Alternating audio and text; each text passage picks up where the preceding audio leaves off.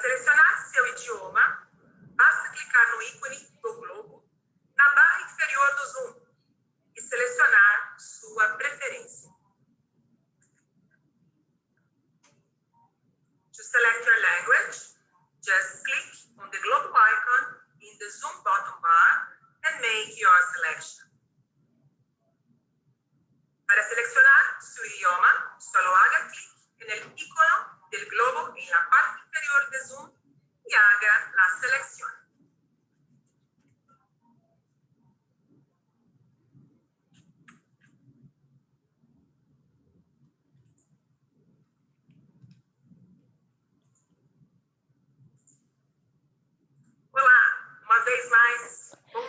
Hello, and once again, good morning. Good morning, everyone. I'm Valesca Sere. I'm the head of Seafood Show Latin America, the first seafood trade show for Latin America, organized by Franco and Seafood Brazil. We are very honored with this partnership with the Alaska Seafood Marketing Institute, ASME. This is the first event we are holding 2021 for the Seafood Show Latin America, scheduled to take place between the 26th and 28th of October 2021 in São Paulo, Brazil. During this 3-hour program, we are providing simultaneous interpretation into Spanish, Portuguese, and English, with a short break. I can see you sending us messages. Welcome, all of you. Thank you for joining us today. And I see we have participants from different parts of the world. So let's start with Mr. José Madeira, CEO and founder of River Global, that represents Alaska Seafood Marketing Institute in Latin America. Good morning, José Madeira. Good morning, Valesca. Thank you very much for your introduction. Hello, everyone. I'm José Madeira. I am the CEO and founder of Global River. We represent the Seafood Institute, Marketing Institute. On behalf of ASME, we thank Seafood Show Latin America for this partnership in putting this event together, the Alaska Seafood Global Tour. I'd like to thank our speakers and our audience from different countries such as Argentina, Brazil, Chile, Colombia, Ecuador, Peru, Mexico, among others. And our partners who have joined us today. Special thanks to the Alaska seafood industry and the USDA Foreign Agriculture Services in DC and their offices in Latin America. Together, our partners have worked hard in order to bring you this opportunity to discuss new strategies to foster business on the global seafood marketing. Starting with a wild, natural, and sustainable raw material from Alaska, our guests will share their success cases in innovation, competitiveness, and profitability in the global seafood market. And to welcome you all, we have invited Hannah Lindoff, Senior Director of Global Strategy Marketing for the Alaska Seafood Marketing Institute, ASME, based in Juneau, the capital of Alaska.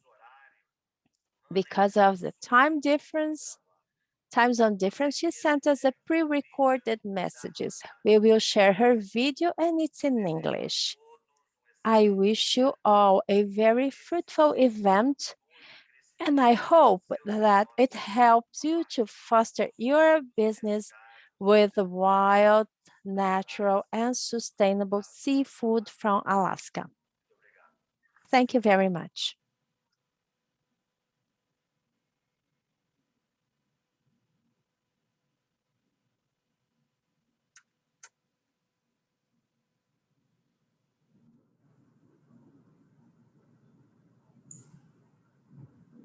retornar pouquinho só para voltar o áudio. We will rewind this video so that we can have the audio stream. Hello and welcome from beautiful Juneau, Alaska. Olá e bem-vindos aqui de Juneau, no Alasca. Eu sou a diretora sênior de marketing do Alaska Seafood Marketing Institute. Quando eu comecei aqui há 13 anos, nós identificamos uma prioridade. Nós queríamos desenvolver o mercado na América do Sul. E nós também queríamos formar um relacionamento direto com a indústria nesta região. E isso se tornou uma realidade maravilhosa com um forte programa no Brasil. Mais ainda, no ano passado, eu tive a oportunidade incrível de visitar o Peru e de visitar alguns de vocês e as suas instalações. Eu diria que foi um destaque da minha carreira na ASME. E eu fiquei impressionada com a magnitude de oportunidades em poder crescer o seu negócio usando os nossos produtos. Eu gostaria de agradecer a todos por estar conosco hoje e pelo seu comprometimento com o pescado do Alasca. Espero que todos estejam bem, que se mantenham com saúde, para que a gente possa se encontrar pessoalmente. Cuidem-se mais uma vez. Muito obrigado pelo seu comprometimento com o Alasca.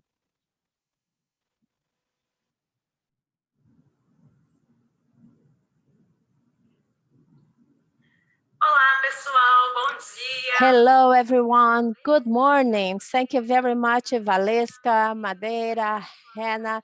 For those of you who do not know me, I'm Carolina Nascimento. I am a partner of a River Global Consulting Company, and we represent ASME in Latin America. For those of you who are not familiar with ASME, with the Alaska Seafood Marketing Institute, it is a public-private partnership between the Alaska seafood industry and the state of Alaska. More than 200 companies from small family-owned fishing vessels to large global corporations.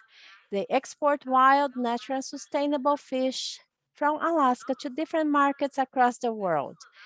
ASME and us, we have the mandate to foster Alaska's seafood trade by implementing marketing programs, supporting all stakeholders in the seafood distribution channel. Besides our office in charge of South America and Mexico, there are 8 offices worldwide working together to promote the seafood industry. Actually, I'd like to welcome all of you who have joined us. So this year, we celebrate 10 years of this program in Brazil.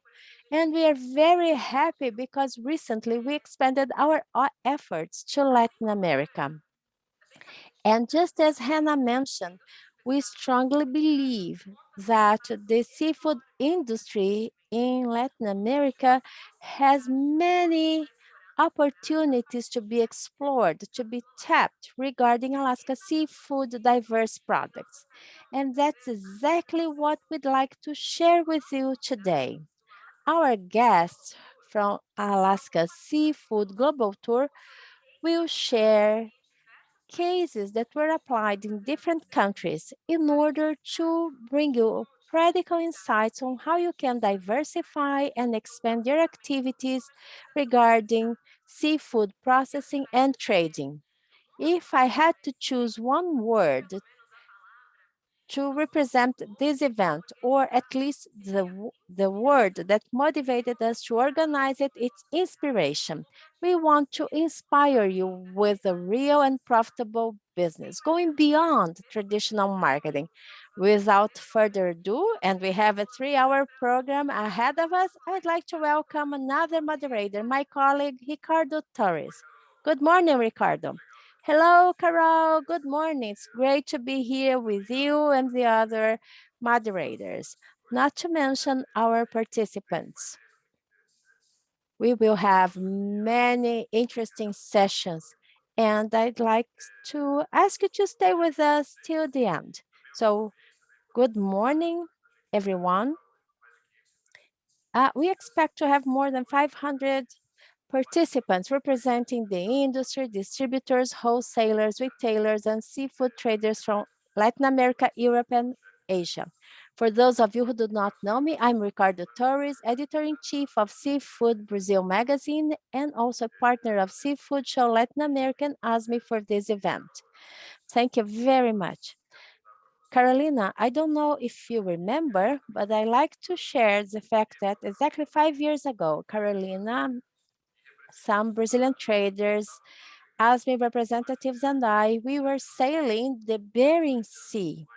We had the opportunity to know some of the largest processing companies in Alaska, and we expect to share many opportunities and to motivate you to carry on with the business.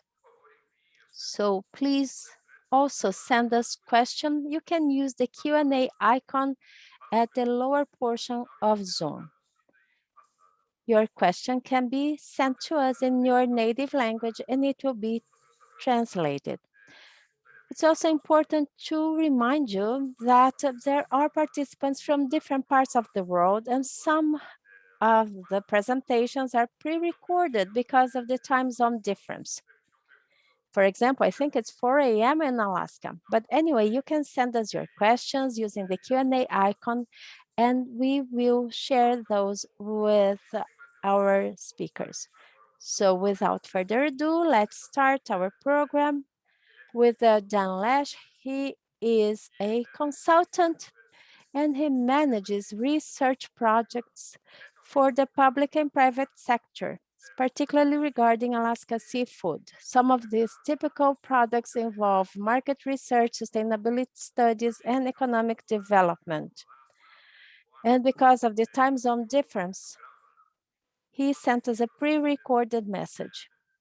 So now let's have Dan's presentation in English. He will talk about the seafood market worldwide despite the pandemic. So now let's have Dan Lesh.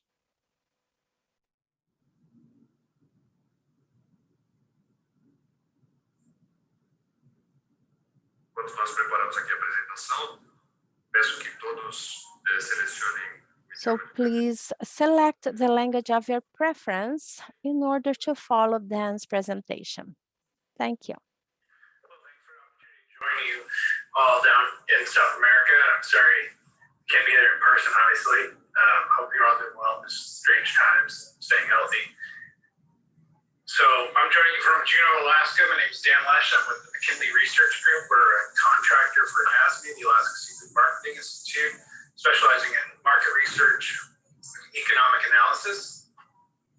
We're formerly known as McDowell Group and have offices in Alaska, Anchorage, and Juneau, and Washington State. And we're part of the McKinley management family.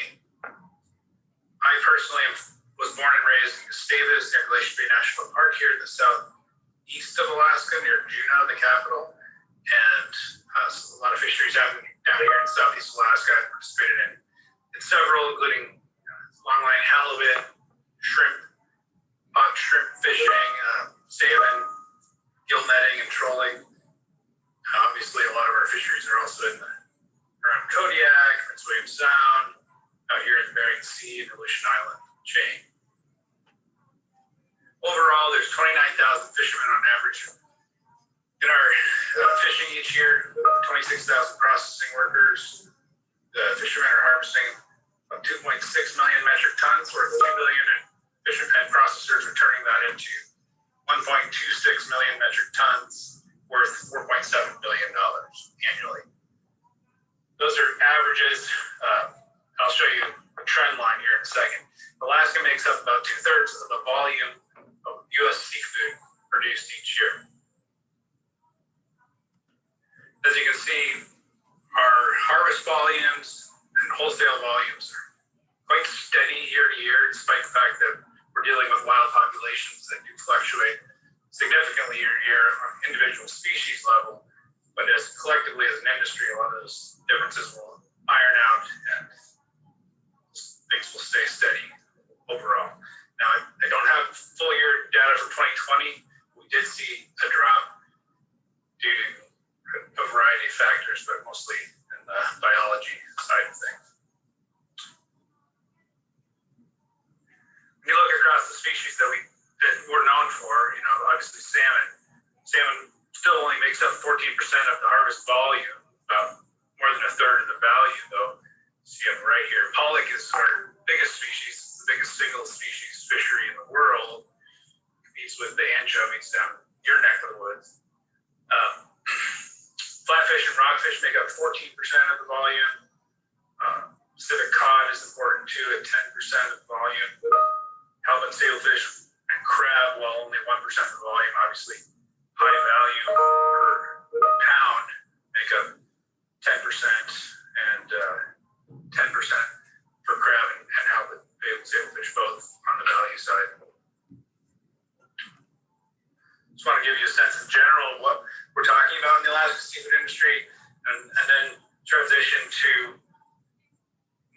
what I think probably more relevant to you is trying to understand where does our seafood go around the world. I understand a lot of the subsequent panels will be going into specific case studies and examples, and I just want to provide some background to set the stage for that.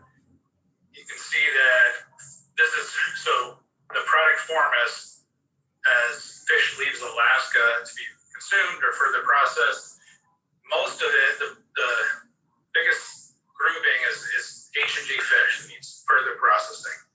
We have a lot of reprocessing that happens in China, but also in South Korea, Japan, the US, even in Europe. So fillets are only 20% of what leaves surimi, others more highly processed, canning, fish meal and oil, and all other down here. In terms of the product form, 85% is frozen. So vast majority we're talking about is frozen. Fresh is only a couple percent, despite the fact that a lot of people, that's what they assume we're dealing with. And as you all know, we have to stabilize the product centered around the world. And as you can see here, specifically for salmon, one of the reasons why canned is not, shelf stable is not a bigger category is because we've seen this long-term trend over the last 20 years of declining canning in salmon from 40% in 2000 down to 14% in 2018. And most of that has gone to frozen H&G. We do see an increase in filleting happening in our state as well, but the vast majority is still fairly unprocessed. About 75% of Alaska's seafood production is exported. The U.S. is our biggest single market at 25%, but in terms of export markets, China is our biggest trading partner, even though that's on the decline, which I'll talk more about in a second, that they're still our largest single trading partner on the export side. We export about $3 billion worth of seafood every year to over 100 countries. The biggest end markets, as I said, the U.S., which is a growing market for us. It's our number one end market. Japan and Europe are the other most important end consumer markets for us. These bar charts kind of show you which regions of the world our exports go to. And China in the yellow here at the bottom has decreased quite a bit. We used to make up about 30% of our exports, and now it's down to 20%. Of course, that's in large part due to the trade disputes and increased tariffs that we've seen since 2018. Europe is a growing export market for us, Southeast Asia as well, for reasons I'll discuss in a second, primarily because of the decline to China. The competitiveness of China as a reprocessing market has been on the decline for quite a while for various reasons. And one of the markets to pick up some of that is Southeast Asia, although the volumes are still quite small. South Korea is also a growing market for us. Japan, on the other hand, is declining somewhat over the recent years. South America shows up down here in blue. It's an increasing importance. So I'll dive more into that blue here in a second. China, I think one of the points I want to make is that we have seen dramatic decrease in exports to China. The value of our exports has declined 41% since 2017. And that's not just because of the tariffs. Other issues include the rising labor rates in China, which have decreased the competitiveness there for reprocessing market. We've seen, and I know you're probably familiar with this, we've seen as we conduct trade missions around different parts of the world, South America, Peru, in Poland and Eastern Europe, Southeast Asia, trying to help generate some markets, especially in the reprocessing side of things. This is a long-term trend for us. At the same time as our exports declined 41%, global exports, seafood exports to China, the value of those increased 50% 2017 and 2020. So we saw, we weren't able to take advantage of this jump in demand from China because of our politics issues. The biggest, in 2020, biggest products that we're sending to Japan, or to China, as you can see, are small H&G products, with the exception of fish, which is going to the aquaculture industry there. Yellowfin sole did not use to top our list, but with the decline in others, the cod, walleye, and others, for the first time in first time ever, yellowfin sole, the top product by value, sent to China in 2020. As you can see here, Pacific cod, headed and gutted, frozen Pacific cod, dropped 65% value. That's partly due to finding fluctuating stocks that have dipped in the last couple of years for us. Pollock, on the other hand, our harvests are steady. There was a little blip last year due to slower fishing, but that was only like 5% decline. And that is not due to the stock strength, but we see a 60% decline in Alaskan pollock, frozen H&G to China. Salmon, there are multiple reasons for these things, but again, the overall trend is that we're depending less on China for reprocessing H&G product and looking for what we can do ourselves in growth in the domestic market and other reprocessing sectors around the world. South America, the ASME region includes these countries here. Brazil and Mexico and Chile are most important markets for us in South America, have been for some time. You can see we saw a decline basically across the board in 2020. The top products here, we've got fish oil at the top, going to the Chilean salmon farming industry, canned salmon to Mexico, pig salmon processing. Ecuador, Chileans pick up a good amount of sockeye salmon, different flatfish, rock sole, yellowfin sole in Mexico, Kita salmon, headed and gutted, frozen to Brazil, Colombia, and then got significant amounts of Alaskan pollock fillet, salmon roe going to Brazil. Many other products going to many other countries that I just wanted to highlight the top 8 here. So of course, we're talking global pandemic. In Alaska, we're somewhat lucky right now in terms of our case rates. While the country as a whole has experienced a very high rate of infection, I know that everyone's struggling around the world with this issue. In terms of our industry specifically, the COVID-19 pandemic caused dramatically increased operating costs. Our fisheries went off without major interruption last year in 2020. There were a couple of reasons for that, but I guess the point that I want to make is that large costs like processors, operating, fishermen. We haven't been able to quantify that at this point. We saw no dramatic rapid demand shifts from food service as those places shut down to retail. We also saw a lot of transportation logistical challenges, including air travel, where a lot of our fresh seafood, higher value seafood travel on airplanes. That wasn't always as possible last year. But perhaps the biggest transportation issue were delays into China with the inspection and port backups and ports in northern China early on.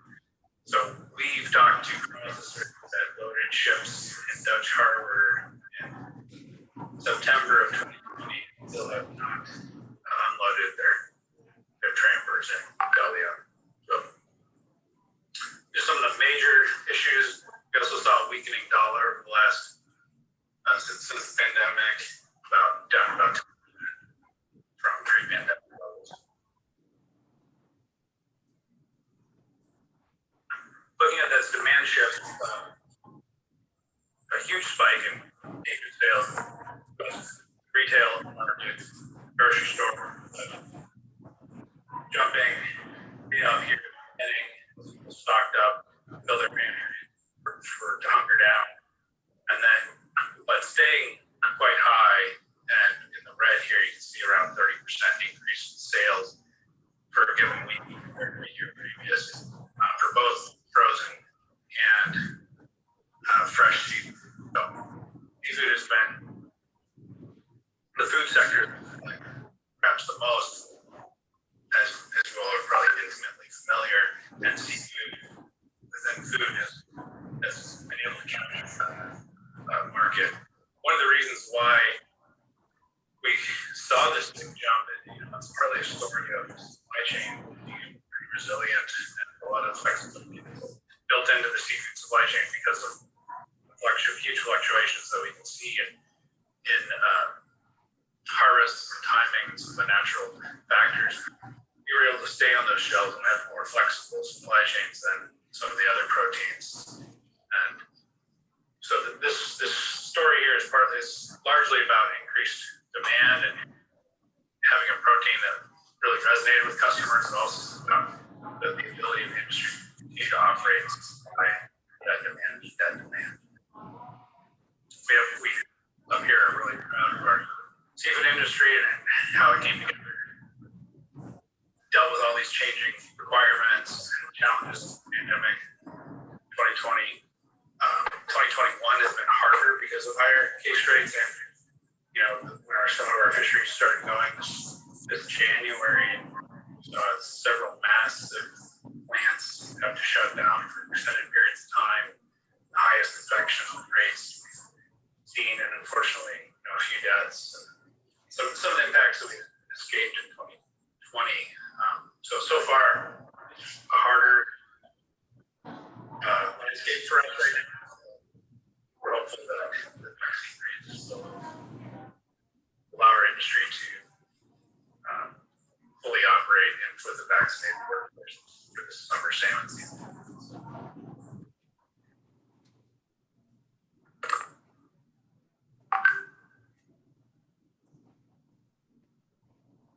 So, again, my name is Dan Lesh, and my email address is here. I want to thank you for your time, for the opportunity to talk with you all. I hope you have a great time exploring all the different ways in which Alaska seafood is around the world, and please don't hesitate to reach out. I can do to understand our industry and the opportunities that may be there. Thank you.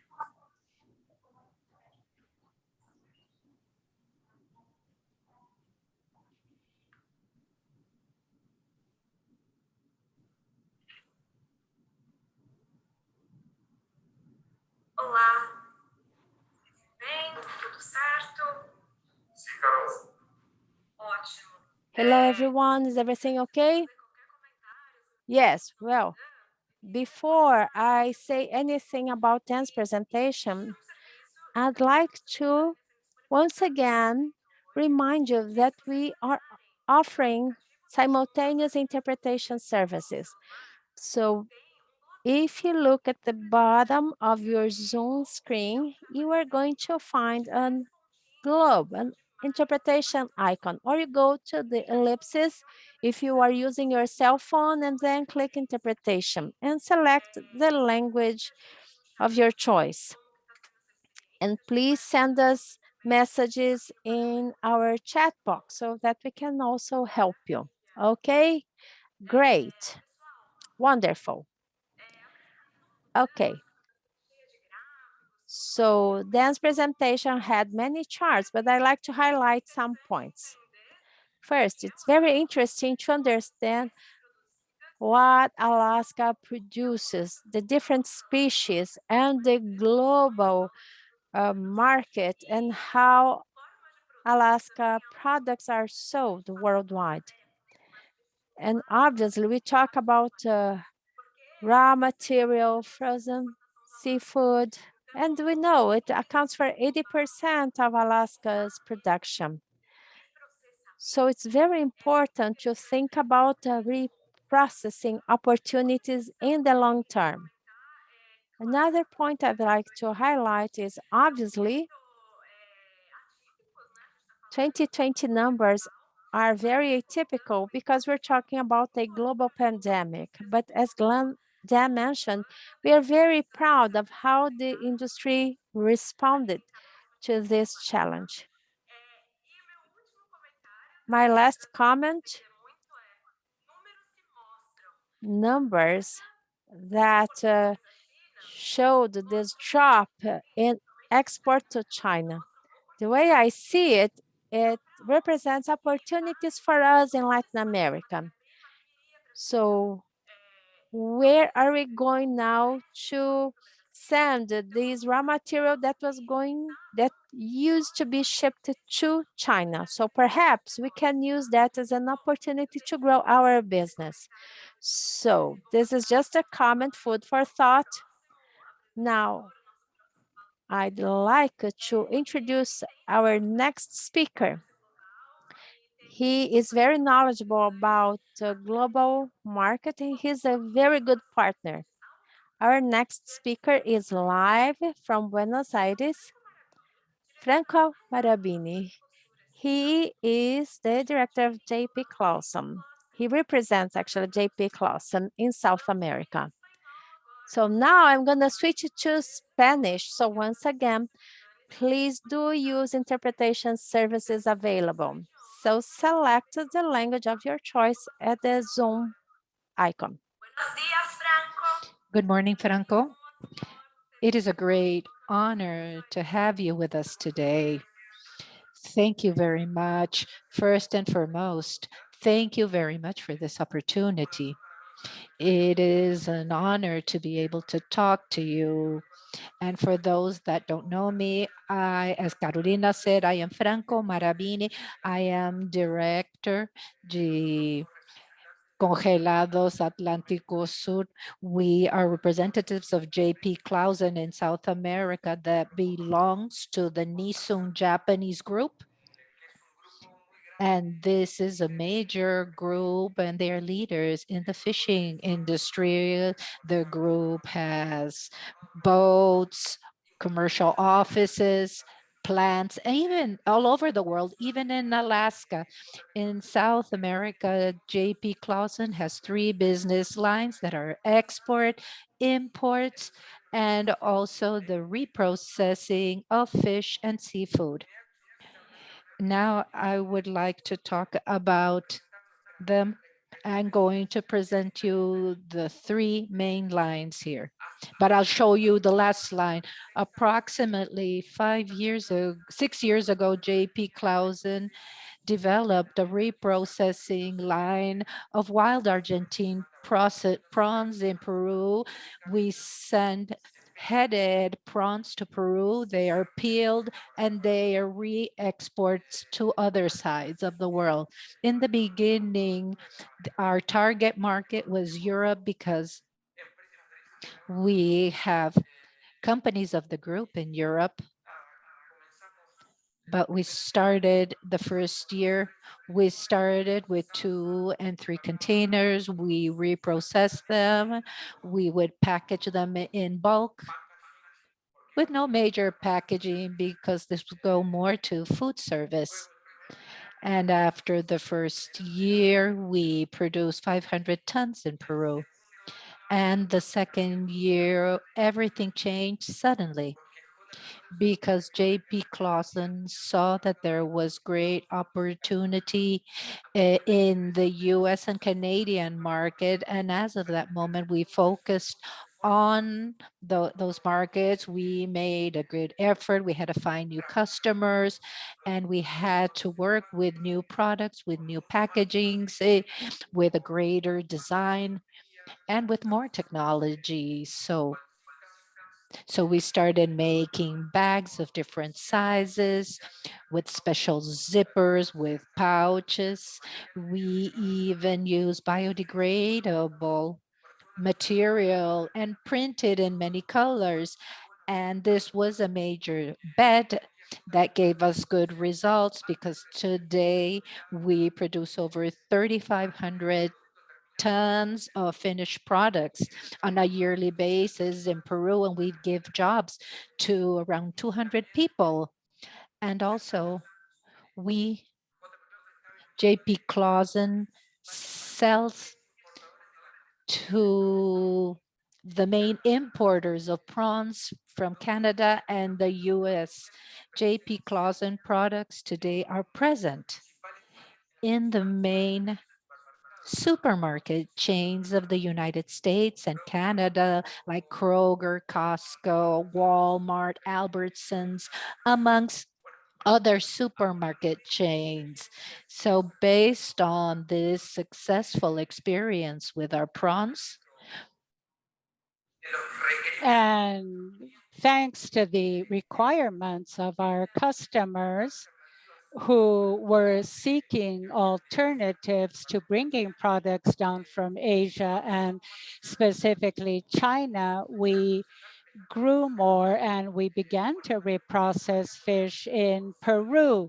And this has allowed us to have a broader product portfolio and to better supply our customers. And we also made the most of the know-how that we had acquired through all of this time, and we created new sales channels during this period. Well, we first began with a whitefish from South America. We sent several containers of whitefish to Peru. Luckily, fortunately, they came out very well. They were sent to the United States, but ensuing this business failed. Now, why did it fail? Because we were unable to obtain regularity in the supply of fish in South America due to the price variations for fish in the region. Beginning with that, we began to investigate further. We were contacted by ASME and we came to the conclusion that there is an excellent opportunity to reprocess the products from Alaska and South America for a variety of reasons. For example, the products from Alaska have that regularity and the volumes of the main savage fish in Alaska are maintained year after year. And all of this thanks to the responsible management of fishery in Alaska. Because of this, there is less price variation as we had observed in our products. Of course, there are variations, but within normal regions. These are wild fish. These are fish that are sold throughout the world and known throughout the world. The sales channels are enormous, and we have representations of surimi, the shatterpack fillets, small portions, kirimi, What is positive about all of this is that if we purchase raw material to process, we will have several sales channels and markets at hand. Brazil is one of the great consumers of the fillets that come from Alaska. Another advantage of Alaska is that it has all of the necessary certifications that are required worldwide in the main markets. Sustainability certifications, traceability and quality control certifications. And of course, this represents an advantage if we wish to work with the main retail channels. It is necessary to have certifications and also have certifications for reprocessing. And Alaska, of course, is the perfect place for all of this. With all of this, I truly believe that nowadays Latin America is faced with an enormous challenge on the one hand, but also a huge opportunity on the other hand to become a very good alternative for importers who are purchasing products from Alaska that are being processed in China. Once again, we are faced with a huge opportunity and we should make the most of it. As a group, as JP Klausen, we have begun to carry out tests. We have used the yellowfin sole, and after this, we're going to work with the Alaska pollock. And without a doubt, we will continue on with the main products, salmon, cod, and all of the other products that come out. The broader our product portfolio ends up being, the better for our customers. This is all. And I would like to thank you for the opportunity. And once again, I am at your disposal for questions and answers. Thank you very much, Franco. And please send your questions using the Q&A section of Zoom. Franco is at your disposal to answer the questions. Franco, we do have a question from Dan's presentation, and I think we should respond to it. It refers to the outlook that we have of how to continue with the trade with China. It seems that JP Klausen has experience in that field, but working with these markets, is this part of the radar of JP Klausen? Are there any recommendations that you would like to make to the exporters and reprocessors in the region so that they can perhaps begin their business and allow for a growth and become ever more involved in the export of fish?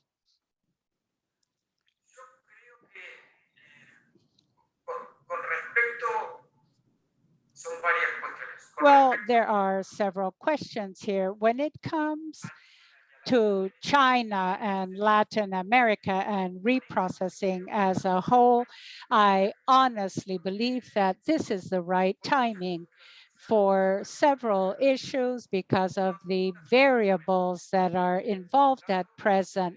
On the one hand, we have the trade problems that exist between the United States and China, and what is happening in the United States.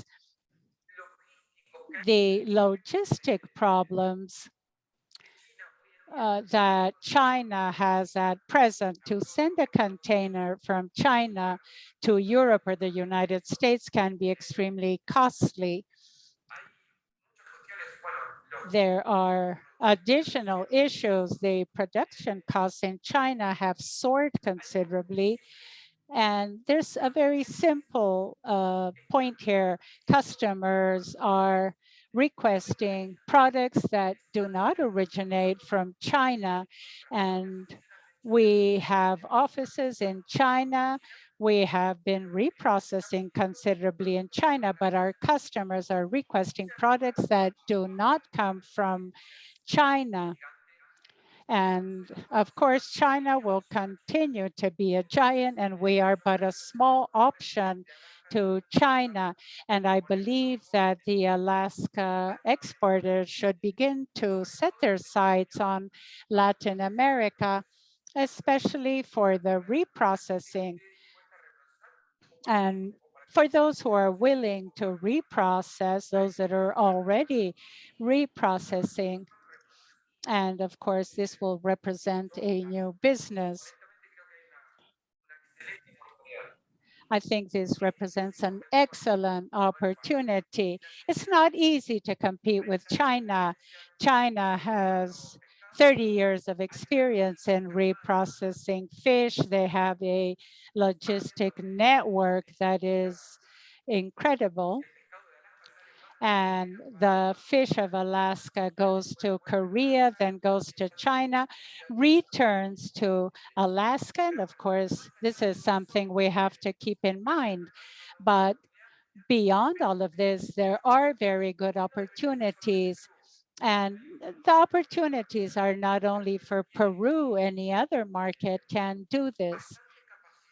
But we do have idle capacity in our plants in Peru to be able to reprocess food coming from other origins. We have the skill and the experience of reprocessing fish.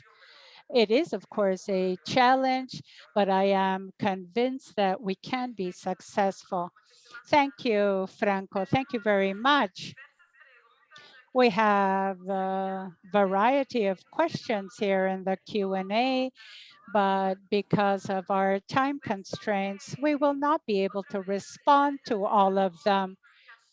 Once again, this event is an inspiration so that all of us in the fish industry can seek out raw material, see where we can process them, reprocess them, and then export to Asia and other markets. We have Chile, Ecuador, and well, the example presented by Franco, of course, was very important. Franco, subsequently, I will send you all of the questions that we have here, and jointly we will respond to them after the event. Very good. Thank you. Thank you once again for your participation, Franco. Thank you for the opportunity. Of course, you're always welcome. And keep sending your questions. We're going to answer all of them. And we're now going to go on to the next speaker. My call upon Ricardo. We're going to hear from Peru. So Ricardo, if you could speak about the new presentation. Of course, Carolina, we continue here in Spanish. Thank you very much. And we are now going to have another live presentation from Lima, Peru. I would like to remind all of you to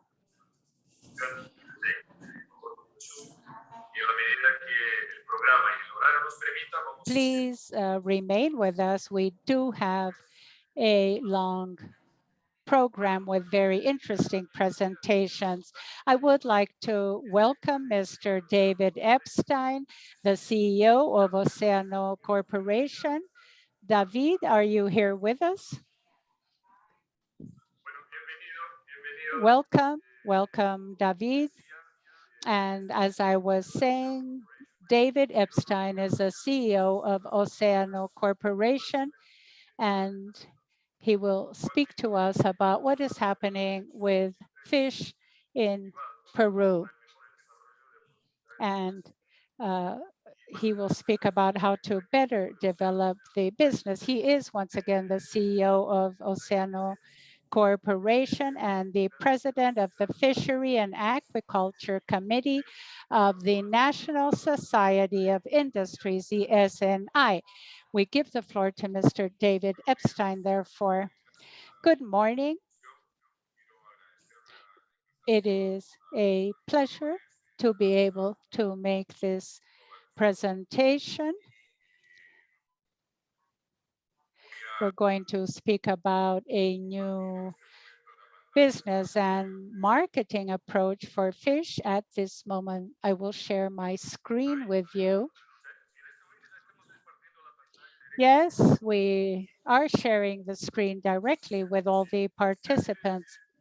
If you prefer, of course, you can share the presentation. Yes, because the presentation that was sent is not the full presentation. Thank you. Very well. Thank you. Thank you.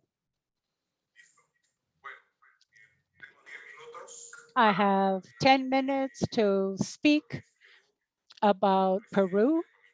As the president of the Fishery and Aquaculture Committee of the Society of National Industry and as the CEO of Oceano Corporation. This is a fishing group that is very important in the development of the fish industry. Basically, I would like to share with you through data what is happening with fishing and aquaculture in Peru. We have 150,000 jobs, 90% outside of Lima and Callao, which is the most important port in Peru. The sector generates more than 1 million direct jobs and 50% of our staff is female. In terms of the exports that we have with direct labor, in 2019, it represented 1,592 million. In 2020, there was a reduction. The plant capacity, as Franco mentioned a few minutes ago, is from 35 to 40% of utilized capacity. We contribute with 10% of non-traditional exports, and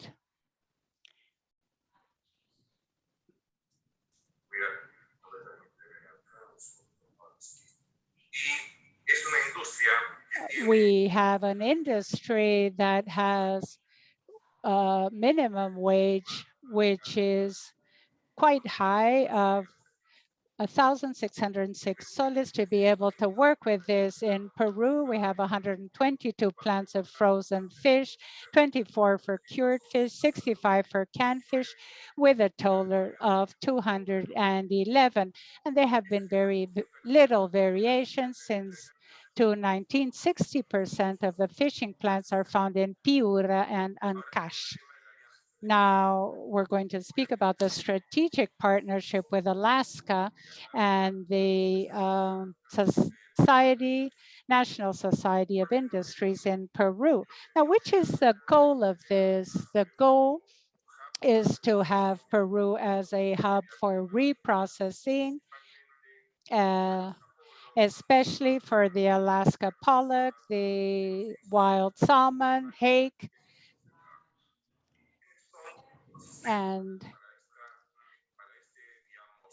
for this dialogue, for this project, the stakeholders, of course, were the National Society of Industries, the fishing committees of Alaska, the North American Embassy in Peru, the companies in Alaska, as you can see, Sogda Limited, American Seafoods Company, Icicle Seafoods, and others. And we have Sanipez, which is the sanitary authority in Peru, and the Vice Minister of Fishery in Peru. Now, why have we chosen Peru? Because Peru has a strategic geographic location.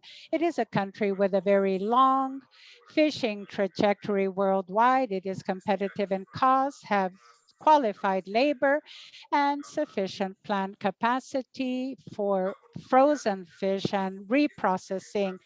Now we implemented this project in Peru based on these milestones. And all of this is very important because of seasonality. And we do want to have the support of Alaska. We would like to increase revenues, stabilize costs. Now, we go back to our milestones. On March 6, 2020, we held the presidency of the National Society of Industry, sent a letter to the presidency of the Republic requesting the project for processing frozen fish from Alaska. And once again, the letter was sent directly to the president of the Republic. The process begins, and on August 15 of 2020, SANIPES, the sanitary authority, authorizes the pilot program. Of course, this program was a short span program, but we're convinced that it will be extended. These are the companies that are associated to the Fishing and Agriculture Committee, of which I am the president. Acá Pesca, Arcorpa, Alfamar, Coinrefri, DSM, DPM, Santa Mónica, Carabela, Dexin, Heidig, Fernandez, Peru Case, Pacific Film, Peruvian, Proanco, Sabana Mar, Mar Frío, Pesquera Diamante, Sacana, Seafrost, Iprisco, and others. In truth, we have a very large number of industries that are interested in taking advantage of this project.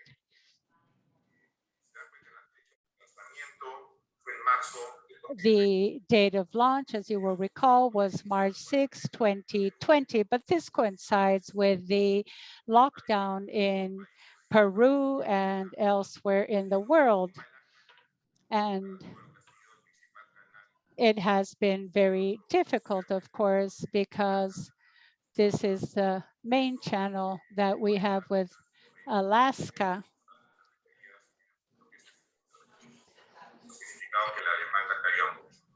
And there was a drop in demand at that point. We've had a need to reinvent ourselves industrially in order to deal with the crisis and the pandemic.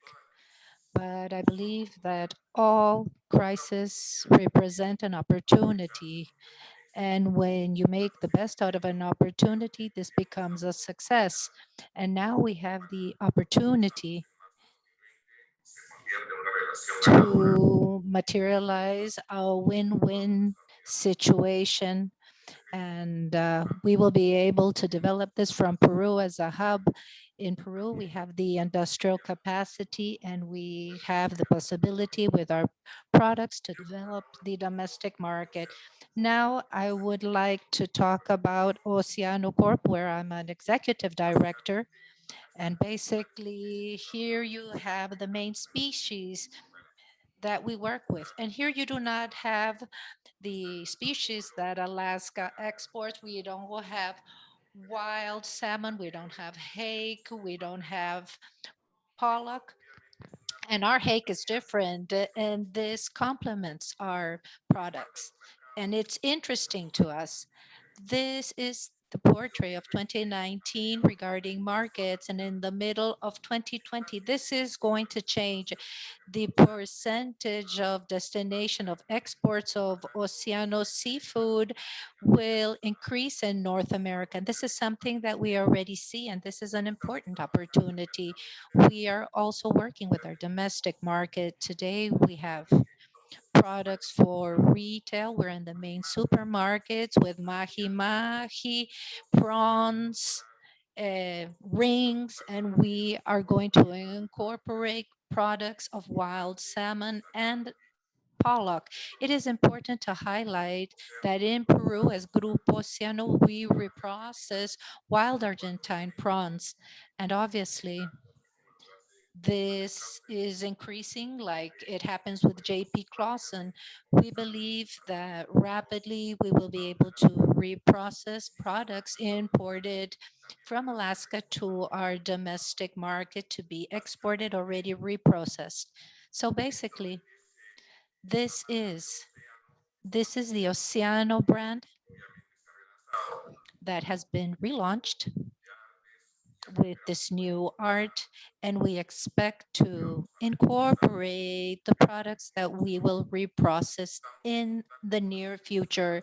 We are in contact with Alaskan companies. Our commercial team is already in conversations to start importing, and we believe that this will be an important opportunity because Oceano Group has 5 plants in the south, in the center, and in the north of Peru, and this is an opportunity to complement our portfolio.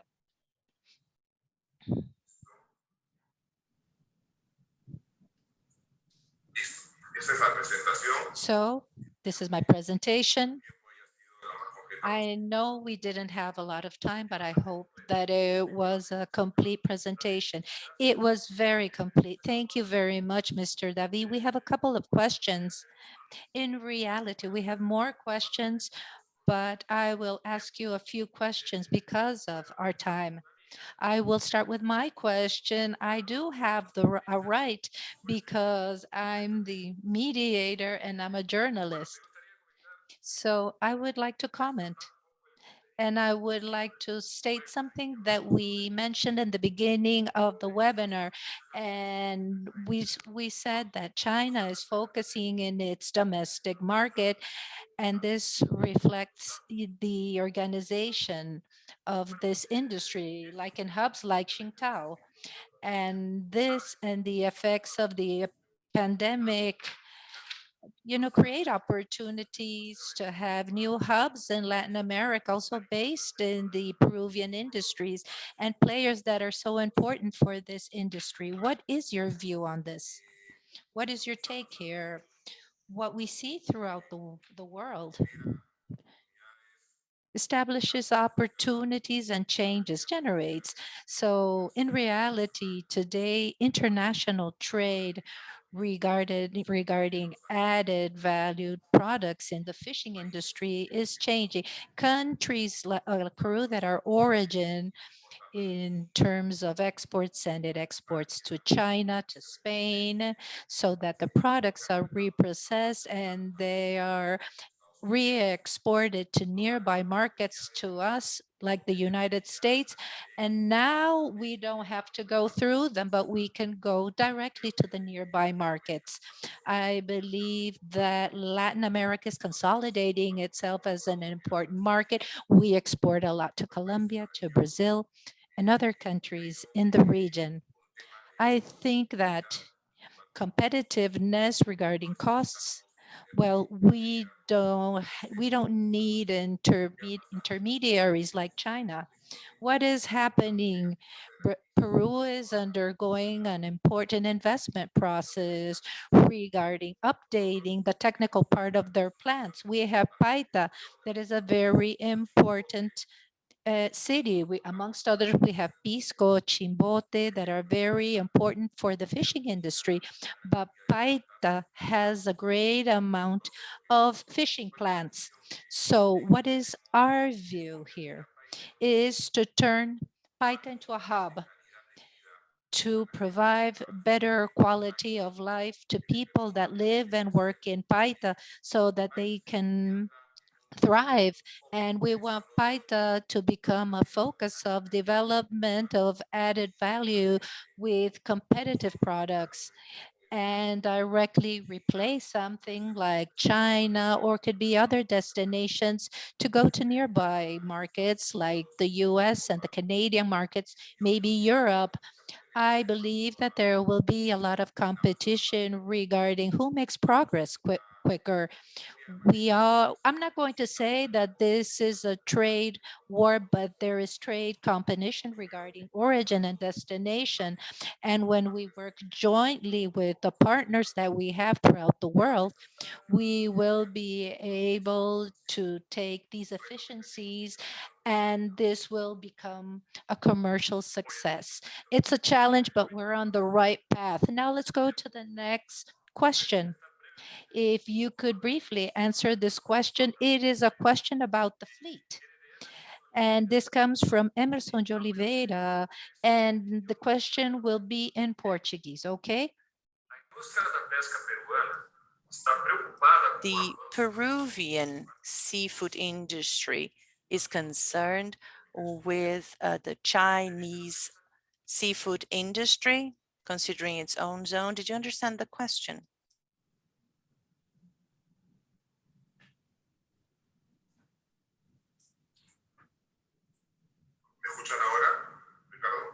Can you hear me?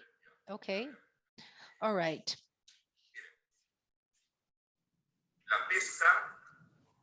The fishing industry, the formal and legal fishing industry, is something that we defend globally. I wouldn't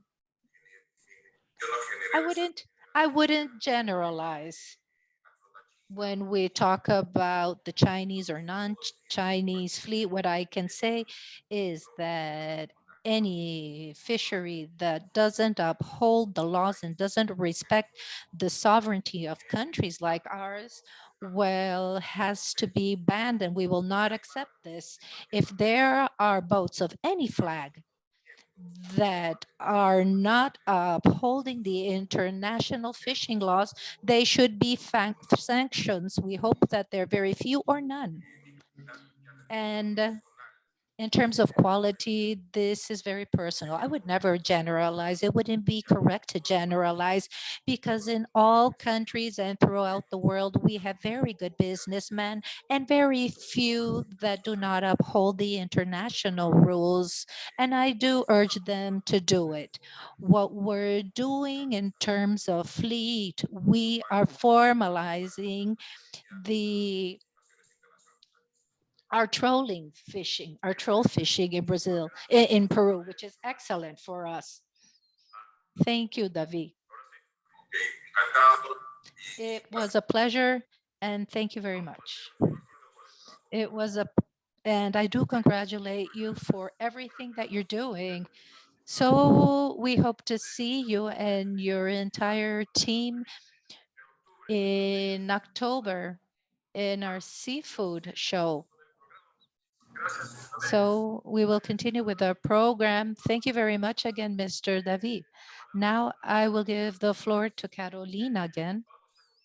And now we will continue in Portuguese. I would like to remind you how important it is to change to the language of your preference. I hear. Thank you, Ricardo. Everything is okay. So, hello. Just a comment, Davi. Thank you very much for your presentation. A very nice presentation. Everything you are doing in Peru. Another comment about the global market and understand what are the advantages of reprocessing in new markets. To us, why is Peru a country that makes sense? Not only to us, but for Latin America. Well, the raw material from Alaska will arrive in Peru without a import taxes. It will become a Peruvian product. And then from there, it will benefit from all trade agreements that Peru already have in place with Europe, with the Mercosur. So I think that this is an opportunity, and that is applicable to Chile, to Colombia, perhaps Colombia to a lesser extent, but they could take advantage of reprocessing. So just to inspire you, food for thought again. So let's move on with this program. And now we are going to switch continents. So we have a guest from the Netherlands. Our guest is Mathijs van Asperen. He is the director of Katch BV. So now we're going to switch to English. So once again, please select the language of your preference at the interpretation icon in the lower part of Zoom. And don't forget to send us questions using the Q&A icon. How are you? Welcome. Hi. Yes, I can. Welcome. Thank you. It's a pleasure to have you here with us for the Alaskan Seafood Global Tour today. Let me just provide the audience with a little bit more of information. Mathijs will share with us a bit of his experience in developing, in creating a new European hub for processing and distribution of the Alaska pollock, but the genuine one, the one really coming from Alaska. So Mathijs, thank you so much, and the room is yours. Okay, thank you. Well, we heard a lot about the good things about Alaska, and I think the one thing that I was missing is the quality of the fish. What you see is that in Brazil they are importing pollock from China, but that is something that you can compare to the Alaska pollock that get frozen. It's like actually comparing a Mercedes or a Ferrari to a Fiat or Ford or whatever. The fish from Alaska, the sea frozen Alaska pollock, that is the Ferrari, the Mercedes under the fish. So quality, that is the thing that you should base your business on, because the people, they want quality. That's the most important thing. And the quality of the Alaska pollock is so constant and so high that there is actually not many fishes that can compare to that. And of course, you can get special forms from China that will not have the quality the sea frozen product from Alaska. So that's the main thing that we have here in Holland, based our plan. So to keep a steady and constant high quality through the year in, year out. And of course, then there is the background about how it is controlled. So there is not a fishery better controlled than the fishery in Alaska, and that's of course the consumers, and that's getting more and more important. Carbon footprint, all those things. Yeah, that's the most important thing. So yeah, that's the key thing in our business: constant quality throughout the whole year, and you cannot get it elsewhere. And then of course we have the good thing about Alaska pollock, if you use industrial box, that it is so versatile. This is one of the pictures in the factory where we make products for supermarkets and so on. We cut the box by machine, and then we separate them, the smaller pieces, then we batter them, we pre-fry them, and then they are sent off in MAP packaging to the supermarkets. And this is one leg where we stand on, and the other leg is that we sell it to the wholesale markets, and then they use it to sell it on the streets as a street finger food. And that market has grown steadily by 15 to 20% each year. So we started up for maybe 1,000 or 2,000 tons each year in the Dutch market, and now we are above 10,000 tons for the Alaska pollock.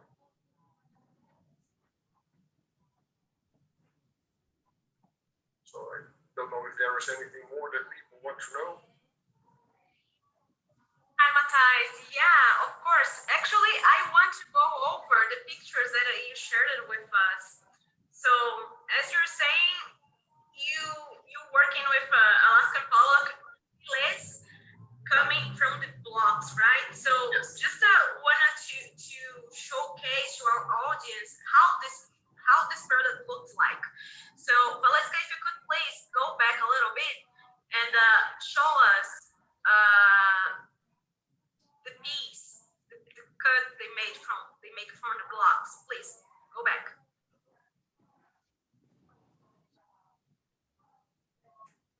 Yeah. So here. So you receive it. What's the size of the block that you got? It's in the industrial blocks as always the same size, so it's like a little bit over 40 centimeters. And then we cut it depending on the fillet size. We cut it in 10 or 8 stripes. Then we get pieces of one stripe, about 750 grams. If we cut it in 10 stripes, and 975 cut it in 8. And we usually, while we cut it square or fillet, if you roast it, of the fillet itself. So that's what we call, you get a nugget. So like a fish nugget. It's actually what they do with the chicken, where you have chicken nuggets, and we use fish as fish nuggets. Very interesting. And can you tell us a little bit about how was the first experience in introducing such a raw material from Alaska instead of Chinese raw material? I think that you have a nice story from the supermarket chain over there. Yeah, of course we have Ahold is one of the biggest supermarket chains in Holland, and they of course wanted to have the lowest price possible, but on the other hand they wanted to have the highest quality possible, and they did it always by a tender. So you subscribe offering the product, but the offers they got were always from China, heavy with phosphates and things like that. So after a few, it took me 2 years in order to get them to use Alaskan pollock from Alaska, sea frozen, because their sales were decreasing all the time. Because if you use Chinese product in a refreshed product, the shell life will decrease tremendously, especially if you use it better than pre-fried. Will just not quality yet. So then in 4 years ago we started with a trial to sea frozen blocks from American Seafoods, and the yield was also much higher, but also the quality kept throughout the whole shell life in the supermarkets. So the minute we started using the sea frozen pollock from American Seafoods, the sales of the supermarket started to increase again, and since then they have used sea frozen Alaskan pollock for their kibbeling product. What you see now is what we call kibbeling in Holland. It's with better than pre-fried, and then it's covered with a herb and salt, so that people can eat it directly from, as you see it, if it's preheated by deep frying or in the oven or whatever. Very interesting. So this goes to food service mainly, this type of product, right? Food service and the ambulance. We have a big market in Holland, like in China, where you eat sticky rice or whatever on the street. We eat this on the street. So you get it like this. What you see now, this is a picture of how it's been prepared on the street, and then it's hot from the stand. So you just order a portion, then you get it like this, where it's warm, and then you eat it with a sauce, a remoulade sauce, or a garlic sauce, whatever you like. Really interesting. And I think that we have more pictures of products going to retail, right? Portions. The good thing about Alaskan pollock, if you have industrial blocks, you can cut it in all the forms that you want. So, for instance, this is a portion where we use cold forming. That means we warm the product from -20 to about -11. And then we have a machine which cold forms, and you get a beautiful product which is very similar in size. Also, it's very good for retail, where you have where you can do a marinade, where you can do breading, battering, pre-frying, everything what you want. So you can, it's very first. It's just, there is no better quality in the market for a product like this. Very interesting. So I have a question coming from the audience, and I'll switch to Portuguese because the question is coming from Emerson. Okay, so switch to the translation channel.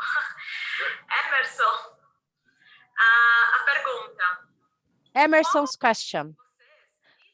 Well, how do you manage fraud in the seafood fillet?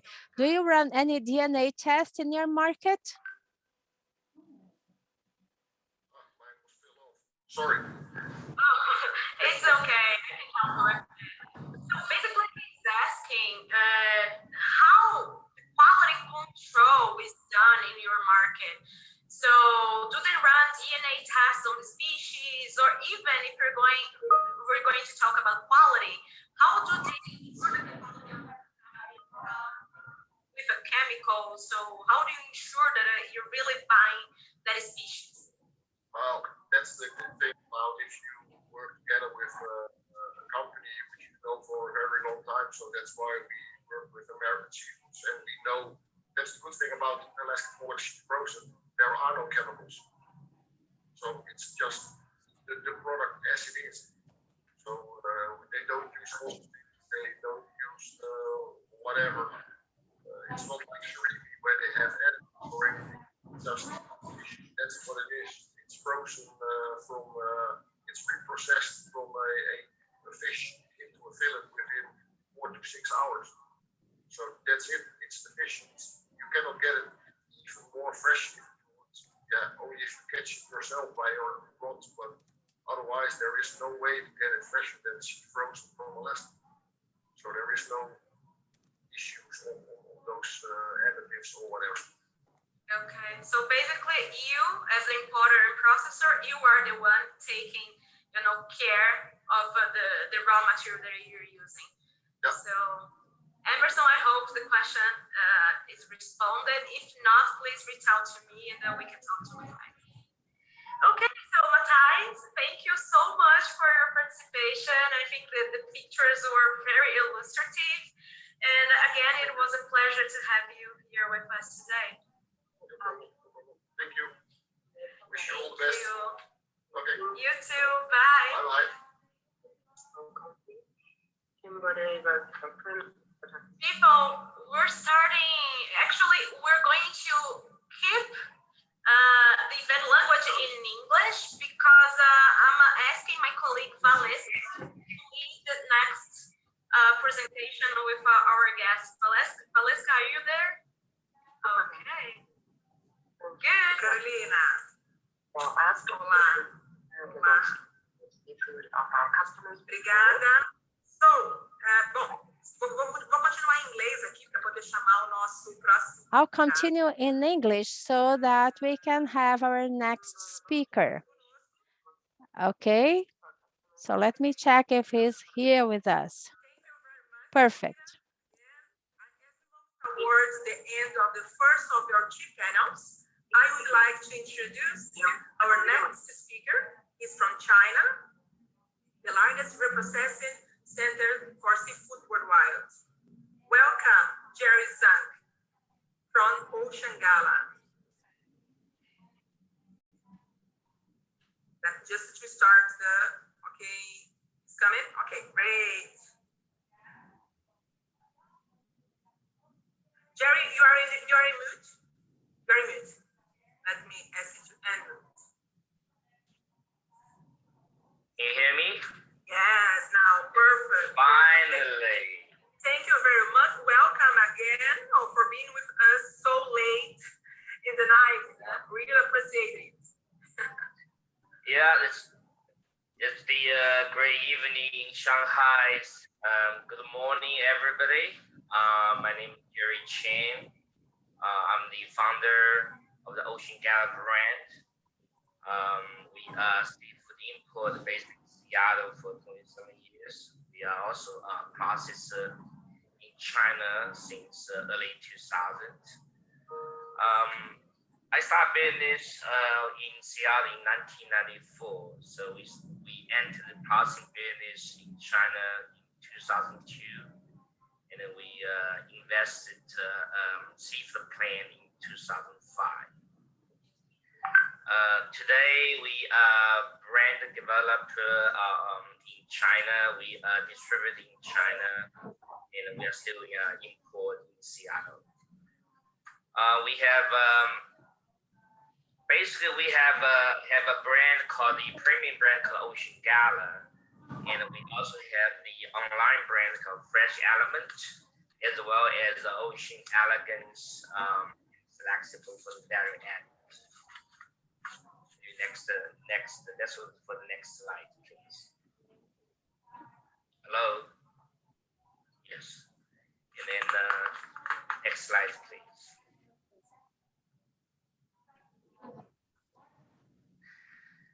So we are the leading service company of import seafood in China. We voted as top 10 most influential Chinese seafood brands, and also we top 10 best known seafood import China, and also the most favorite seafood brand by online consumers in China.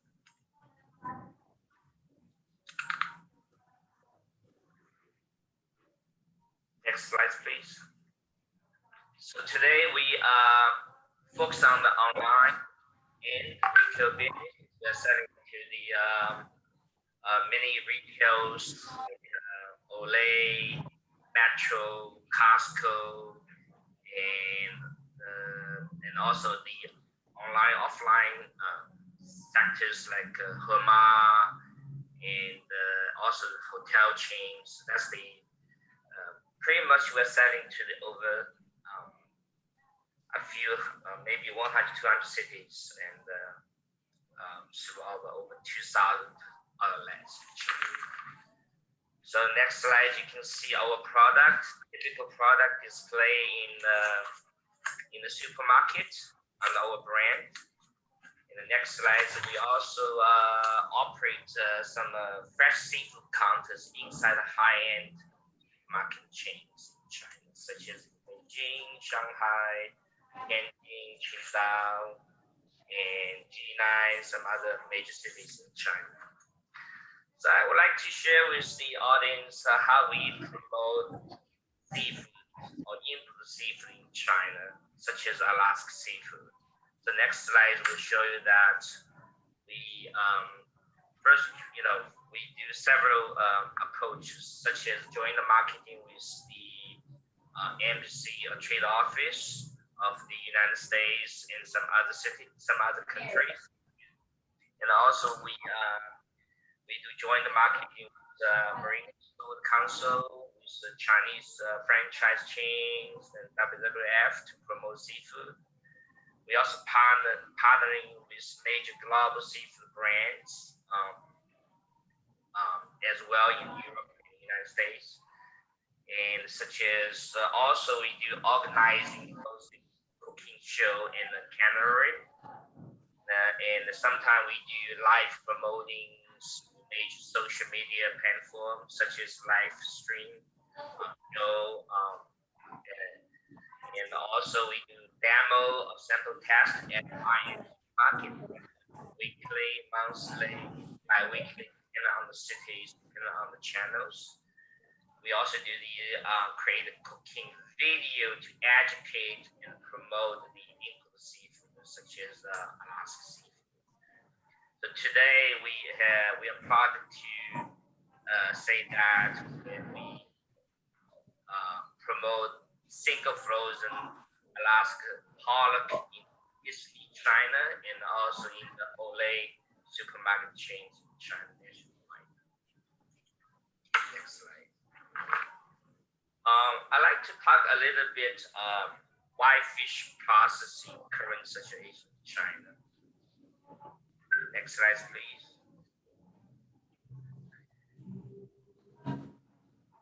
Hello? Yes, thank you.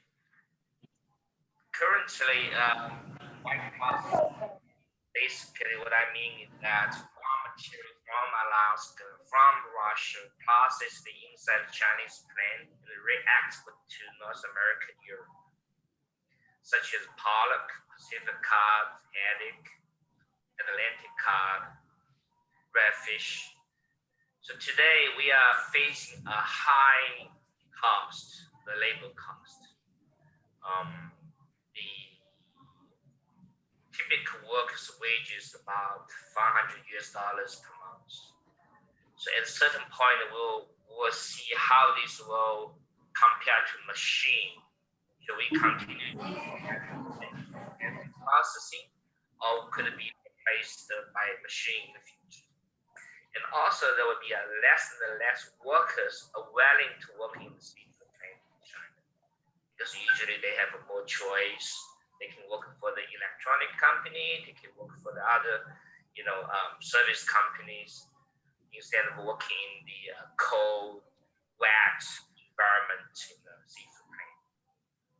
And currently, the most Chinese seafood plants have finance support from local bank, because the local bank, they believe it's a certain high risk. The processors' margin getting low and lower, and even sometimes they have to work at the negative margins to keep paying running. So what's the result? The result will be less and less. Also, the result will be push the currently whitefish plants with domestic market, China instead of re-export market. However, China is still a huge emerging market. So I'd like to take a few minutes to talk about the China, what's the China in the market opportunity in China. Next slide, please.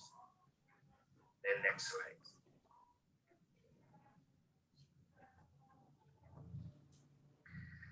So China was the first major economy in the world to emerge from COVID-19 pandemic with positive GDP growth.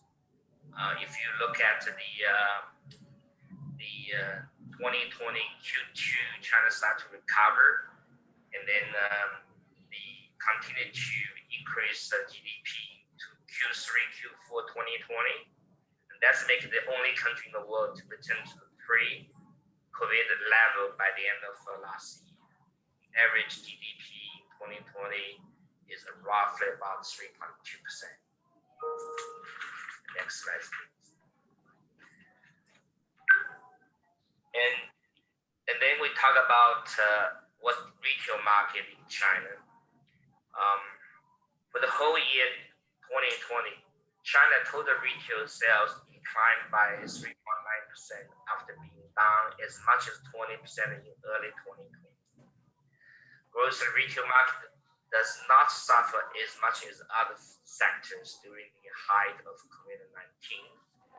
Online shopping exploded in 2020 as lockdown and social distancing propelled the e-commerce sectors. E-commerce now accounts for nearly 1/4 of China's total retail sales and 4.2% higher than 2019. Online retail sales up 10.9% in 2020, and the new retail formats such as O2O, which is online to offline, continue to be reliable for the daily purchase. And then we talk about the food service, next page.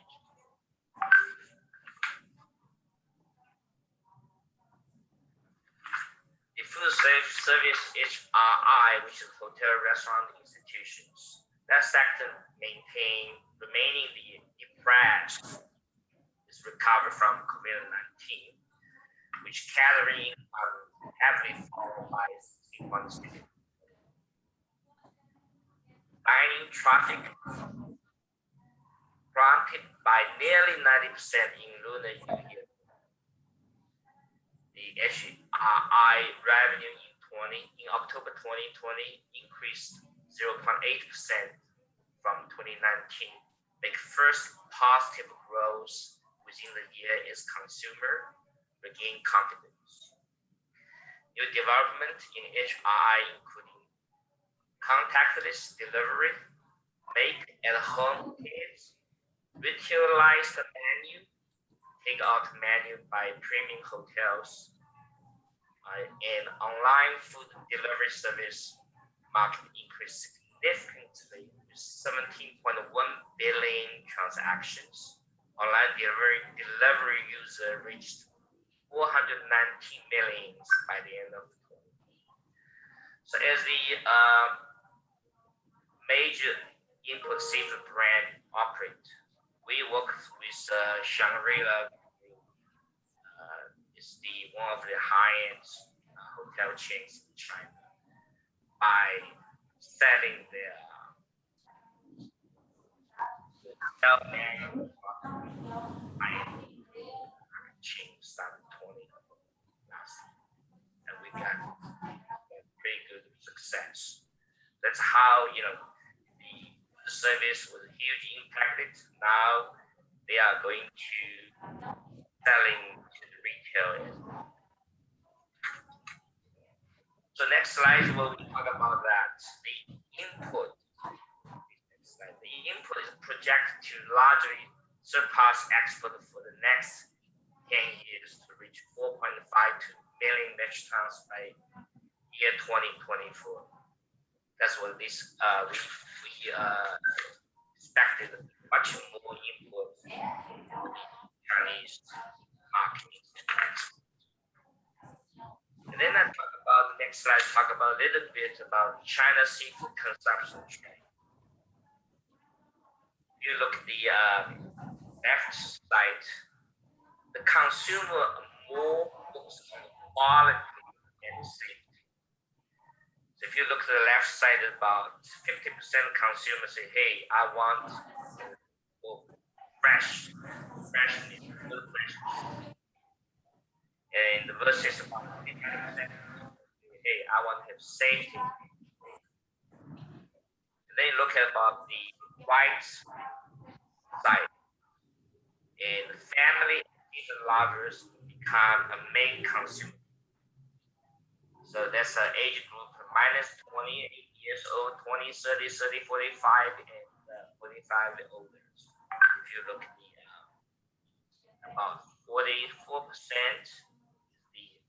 the buy seafood for family versus 51, 30 to 45 years old age group. They have a 51% they buy seafood for the family.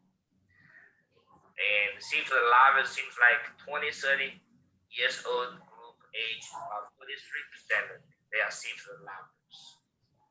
That's given us a lot of confidence in the more and more young generation. They prefer seafood, and which give us a lot of more confidence in seafood operations in China. And the last page I talk about a little bit is about the awareness of sustainability in the country of Ireland.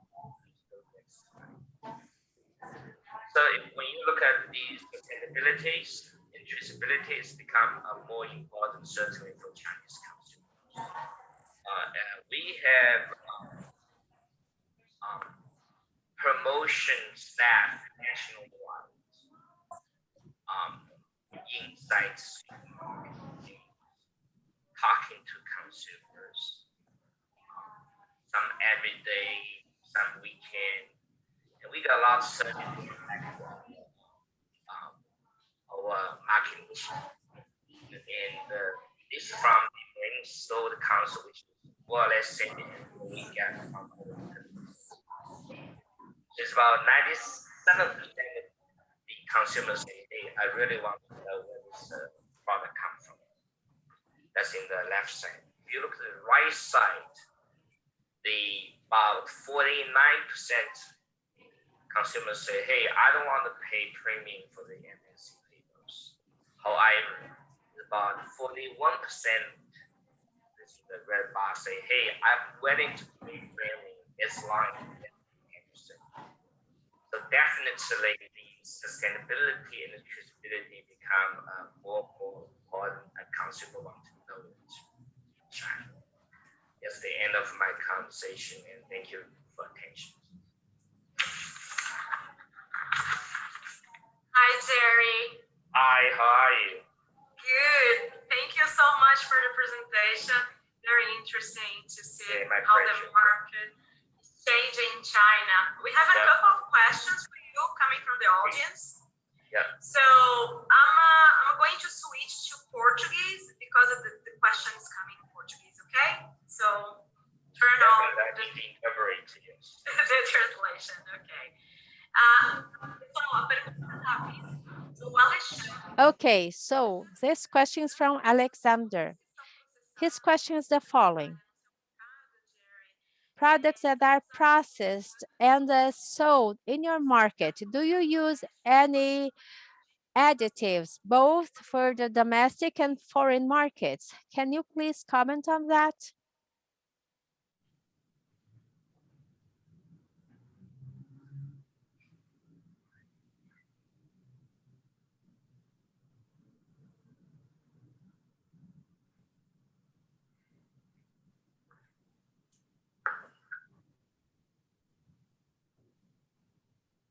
Did you get the question from the interpreters? No. Okay, so let me translate it then. Okay, so Alexandre is asking if any type of chemicals or any type of additives are used in the products that are distributed in the domestic market of China, or even that you export to other markets in the region or back to the US? Well, when you talk about the whitefish processing for North American market, processing China follow the specification from customs and the chemical STPP, sodium triphosphate, is a typical chemical used in the Alaskan pollock block and IQF pollock as well. For China domestic market, we have a strict label. You know, when you're adding something, you need to add additives. So we generally have very strict control on the labels, and if we add something, we will definitely label it. But most of our product, we are pretty much chemical free for China domestic market, because our main retail is for the medium high-end supermarket chain. Yes. Yeah, good. So the next question is coming from Emerson. And Emerson is asking us about the trade stability between China and the US. And he wants to know how the market in China was affected by these trade concerns, and how did your company react to them? It's very interesting question has been asked by many friends in the last couple of years.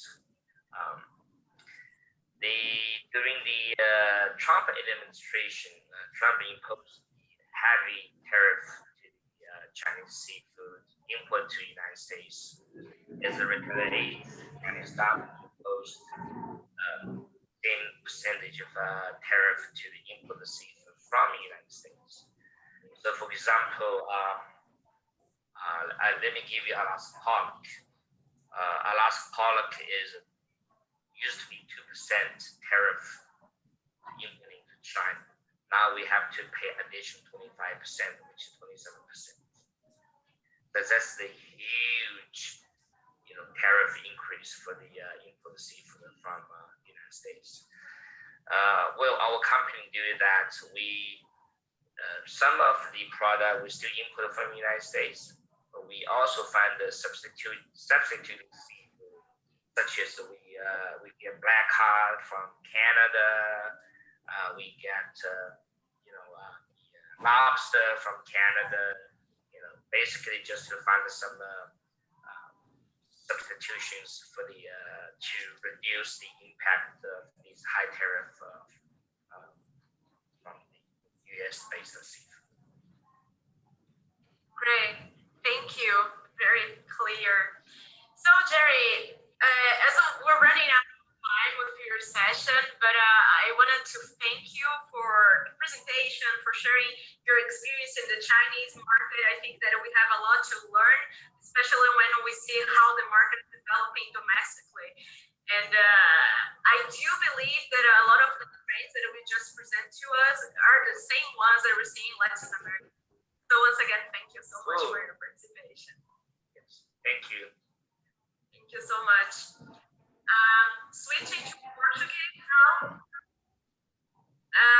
Pessoal, eu queria voltar aqui.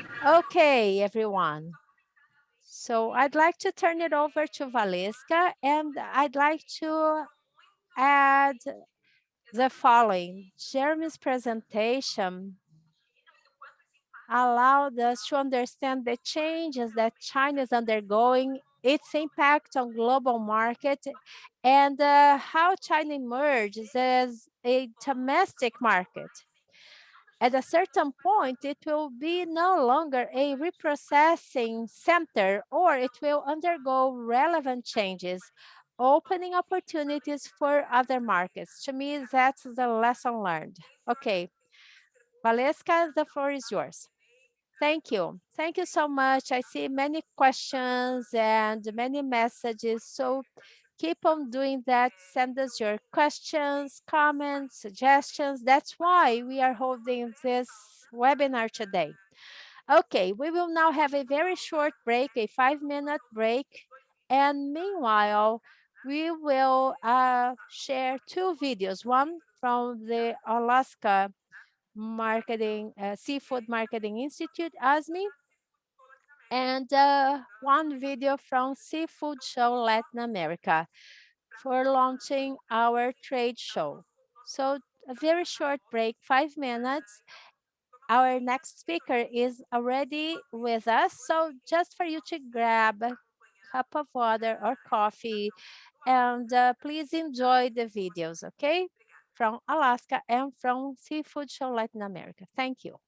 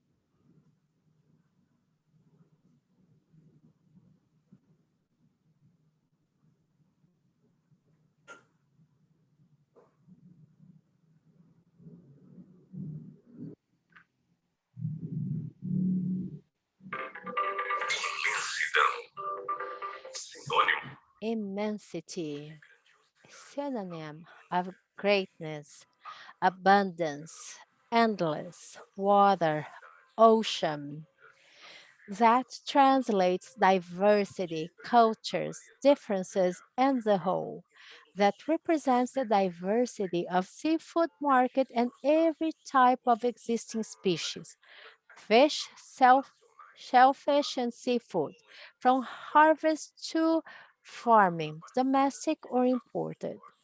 Immensity, a word that goes together with business generation, land of a growing diverse offer, and one of the world's largest consumers. Latin America is the perfect place to welcome the major stakeholders of this immensity, seafood buyers and sellers from the whole world. Franco and Seafood Brazil partnered to feature Seafood Show Latin America, an event that is born aligned with global trade and in sync with the adoptions of creative and technological solutions for the largest animal protein market worldwide. An immersion experience in the vast world of the most sustainable business in this planet with a Latin touch. We are the difference, the wealth of what is key, the details that improve the whole. We are Seafood Show Latin America, where your seafood hooks up the market.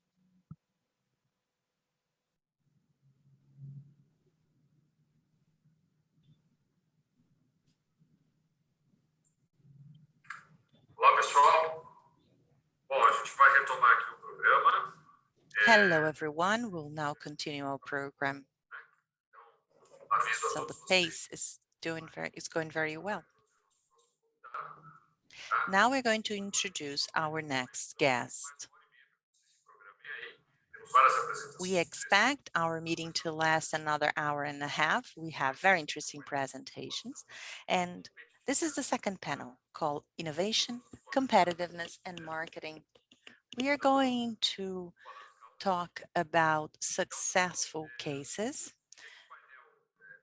And in this panel, the previous panel actually, we analyzed global aspects and of trade, also raw materials. I think we learned a lot from the first half of our meeting.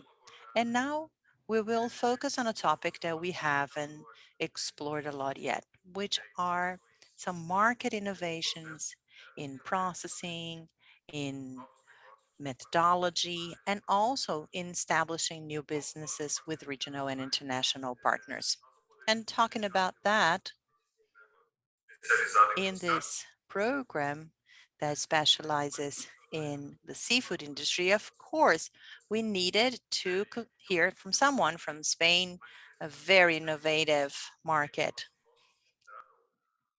Our next guest will be live from Galicia. His name is Julian Rodriguez Suarez, and he's responsible for the research and development department of Nueva Pesca Nova, previously known as Pesca Nova, that also operates in Brazil. We will now continue in Spanish.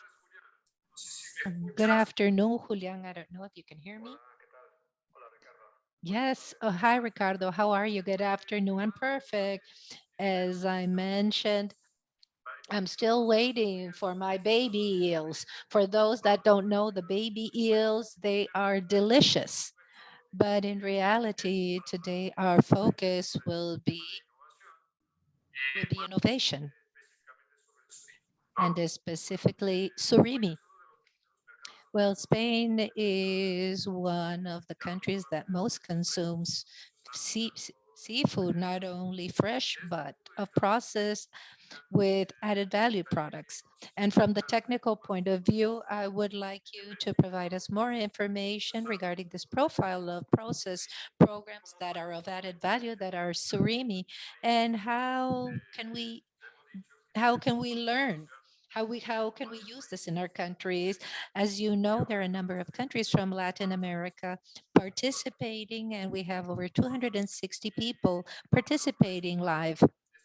And now I would like to tell everyone that this presentation will be available in YouTube in 3 languages.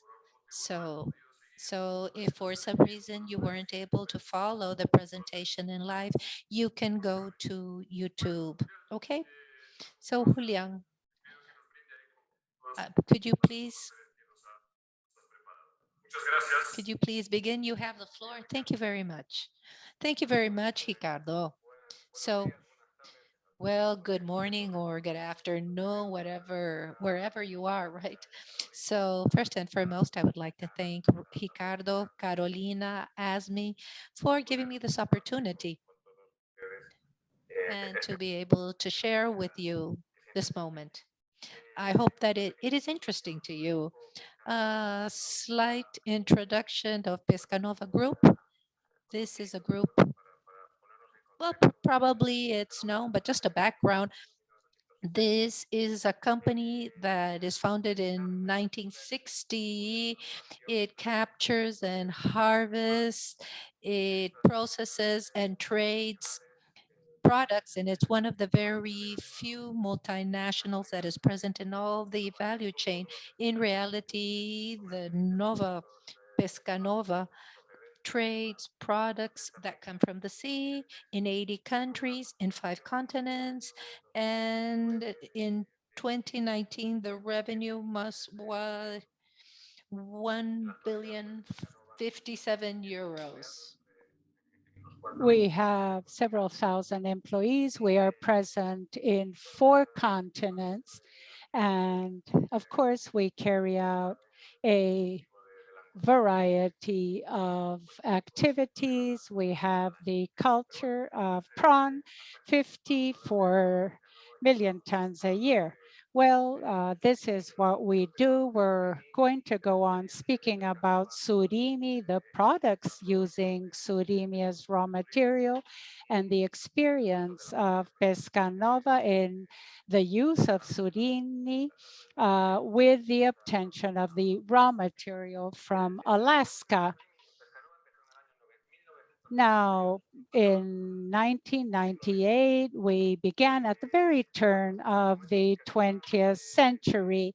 And at that point in time, it is true that what we had were the crab sticks, the karikama in sticks, of course. And at that moment, we asked ourselves if we could perhaps expand the use of fish in the business, if it would be interesting or not to perhaps delve into this type of business. Once again, we began in 1998 with the crab sticks. We also worked with a frozen product, and the business began to grow throughout the years. It helped a great deal to have the differentiation that we had, because the frozen products could come from anywhere in the world, but the refreshed products had to be manufactured domestically, and this is what gave us a boost. Now, in terms of products, evidently we have the crab sticks as the ones that you see on the screen. This also is sold in the refresh format. I think that this is what has made us very popular. Now, the refresh format has a lifespan of approximately 45 days. So everything began with the crab sticks, and we began to increase our variety. Another very famous product are the Angula steel eels, a product that is highly appreciated in Spain. It is a product manufactured with surimi, and well, these were the main beginnings that we had. Of course, we have had several other products as part of our innovation. I would like to make a pause and say that although Nueva Pesca Nova is a multinational company and is present in several countries. At that point in time, we did not have the capacity to have sufficient supply of raw material. We had to depend on suppliers for raw material, and this is when we came into contact with the surimi from Alaska. Now, why the surimi from Alaska? When it comes to developing products, a very important point is the stability of the product. And Alaska has been working with extremely good fishery management. The consistency and the quality of the raw material is very important when it comes to offering stable quality. We have a good foundation for the development of products, and something that has become ever more relevant and that is more important for the consumer is the issue of sustainability. Now, if we bring together these three variables, the stability of supply, the quality and stable quality, of course, and sustainability, proven sustainability, this is something that presently you can only find in the region of Alaska.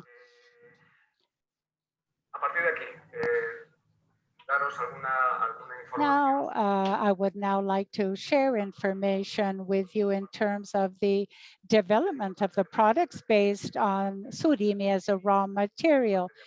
Now, we use surimi, the raw material, as simply another ingredient when we're manufacturing the crab sticks. It is a mixture of different products, one of which, of course, is the surimi coming from Alaska. I would like to underscore this because although it is true and fundamental, of course, to have quality raw material, another important part is the user who is going to use the raw material in a quality product. So we have the importance of the supplier of the ingredient, and at the other end, the user of that ingredient, which is the fisherman. Now, there are two fundamental paths, a path that we could call continuous evolution. For example, when we're speaking about crab sticks and others, and we have another path which tends to be more disruptive, where we think outside of the box, something that goes beyond what has already been described.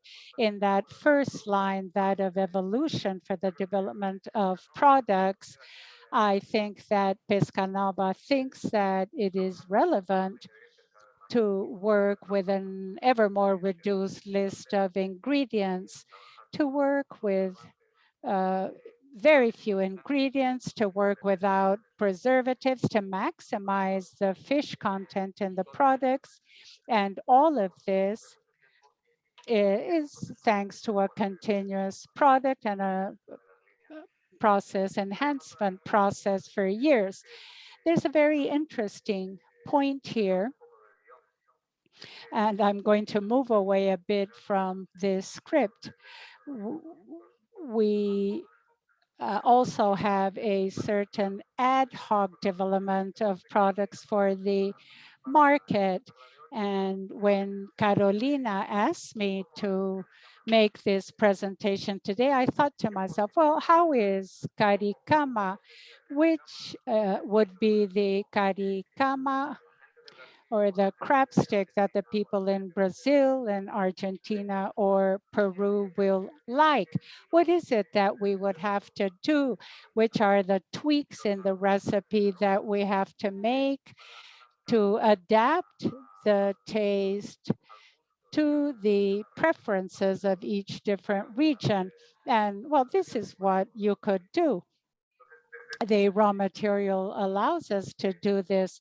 Now, from the other viewpoint, although we These are commodities. These scrap sticks are commodities. Now, through the process of evolution, we can begin to think about which would be the ideal stick in terms of organoleptic properties for the end consumer. The other path of work, of development, is the path of disruption. And what we have decided here is to seek new moments of consumption. In Spain, for example, the crab sticks basically are used in salads. This is the main use, and salads in Spain, of course, are one of the more consumed dishes, consumed with a great deal of frequency. When we think of the Angula steel eels, fundamentally these products are consumed warm, and they take us to another moment of consumption. We're speaking about a dinner, a special meal, a celebration, and this is where the challenge lies. What can we do? Which are the products that we can develop to focus ever more on these moments of consumption for a larger number of people, not only salads and celebrations or the Angula steel eels at Christmas or special occasions. And year after year, this is how we have been working and carrying out new developments. Of course, we can do much more than the consumer can imagine or understand. Well, this is fish. Is this a snack perhaps? And there is some work that we have to do in terms of educating the consumer to show them all the positive aspects of surimi as a raw material, to show them the combination of surimi with other ingredients. And there are many opportunities, and we're working towards finding good solutions for these opportunities. It is not simple to launch new products, but to work with surimi is a good foundation for this development. And it enables us to come to a greater variety, to make or launch products that are made with fish,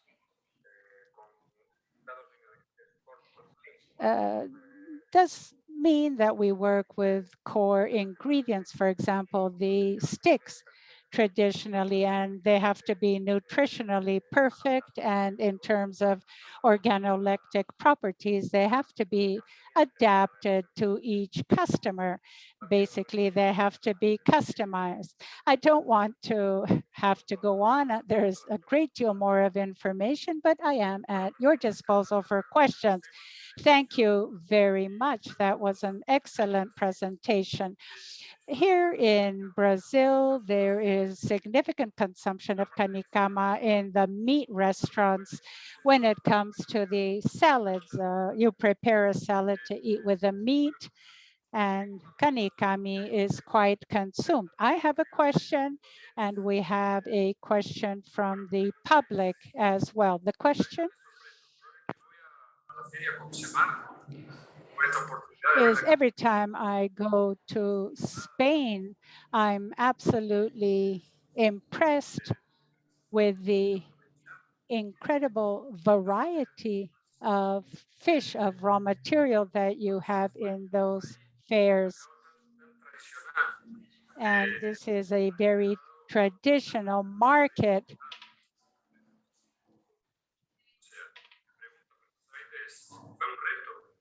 Now, my question is if it is a challenge to develop so many processed products in a large and traditional market such as Spain. Which are your comments, therefore, regarding this?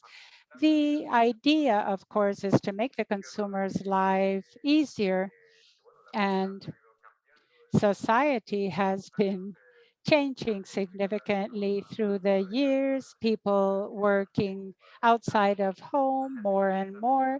People have to eat outside. People do not know how to cook, but it seems that this is changing at present because of the economic and pandemic situation. We're recovering our cooking skills, and we have to offer an easy, convenient product that is boneless, of course. And what we have to do is to maximize the use.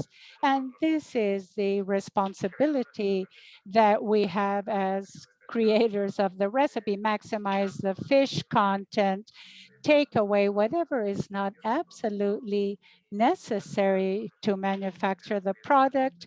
And of course, the end result is to have a satisfied customer. This is very important.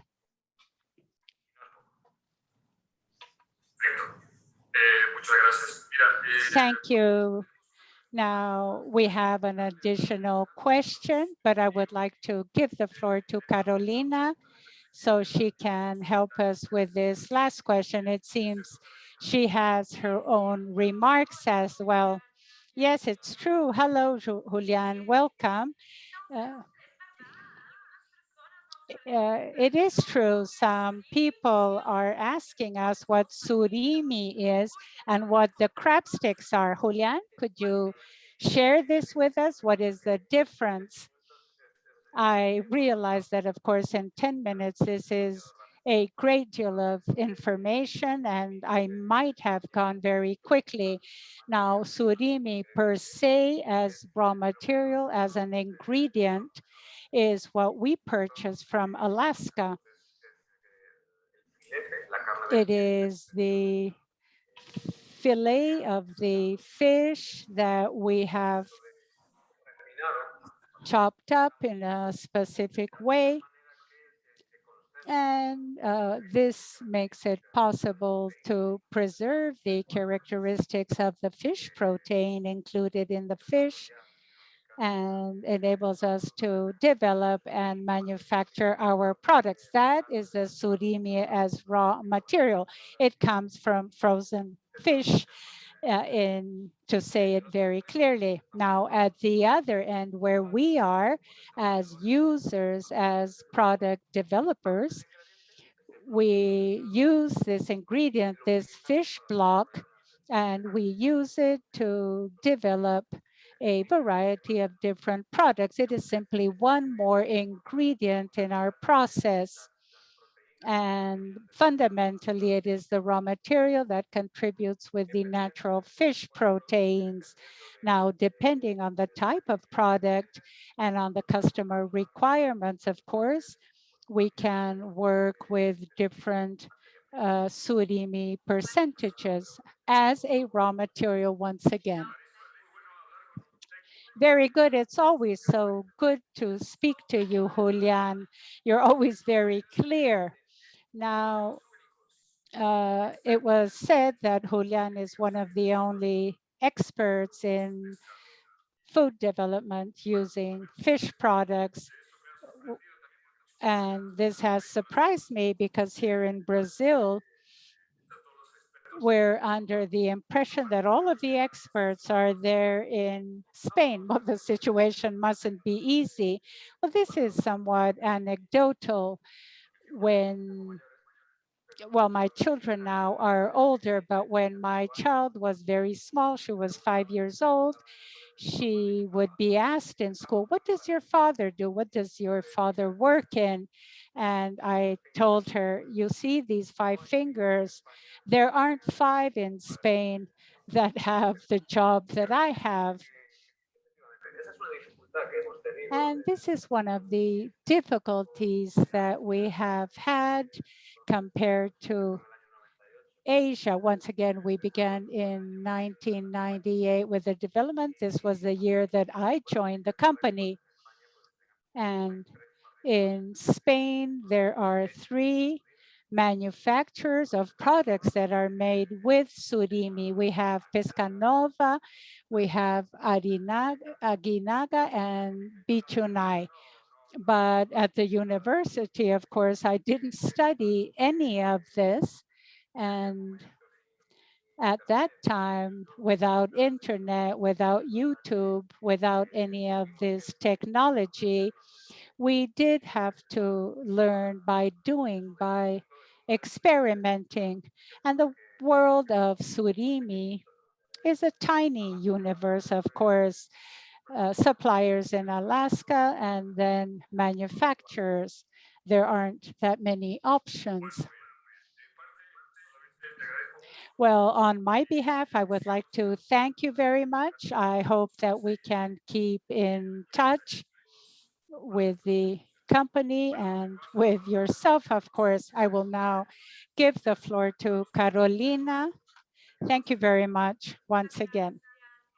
Thank you, Julian. It has been a pleasure. Muy Okay, bien. now I'm back to Portuguese. Let's change the channels. What I would like to say about surimi and Julian's presentation is that we naturally associate surimi to crab kanikama, as we use in sushi or in salads, but what else could we develop? Maybe fish snacks? I think that we have room for innovation, and we know that in our region, we need to create new products and new ways of consuming fish. And maybe surimi is a good product for us to do that. So now I would like to comment about our next presentation.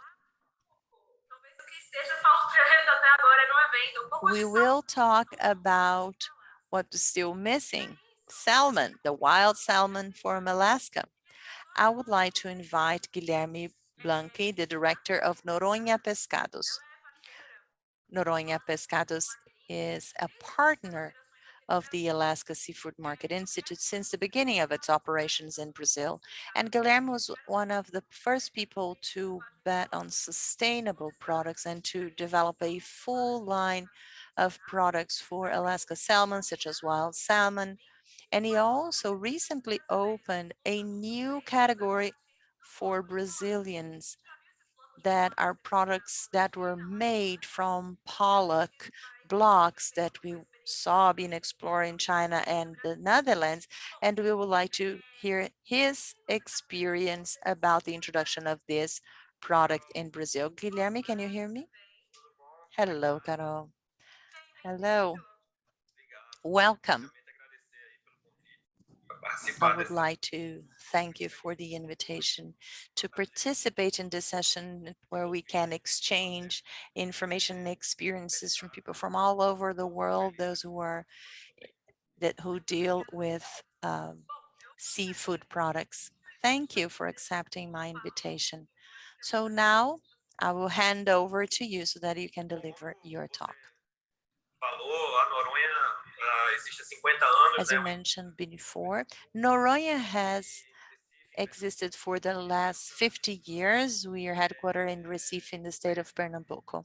We started our operations with seafood products, and in the beginning, we realized in the first 10 years of our operations, we realized that this state was not very promising to develop our fishing activities. And this is why we migrated to processing and purchasing raw materials from other regions in the country and to process these products in our plant in Recife. At the end of the year 2000, we built another plant in 2008, actually.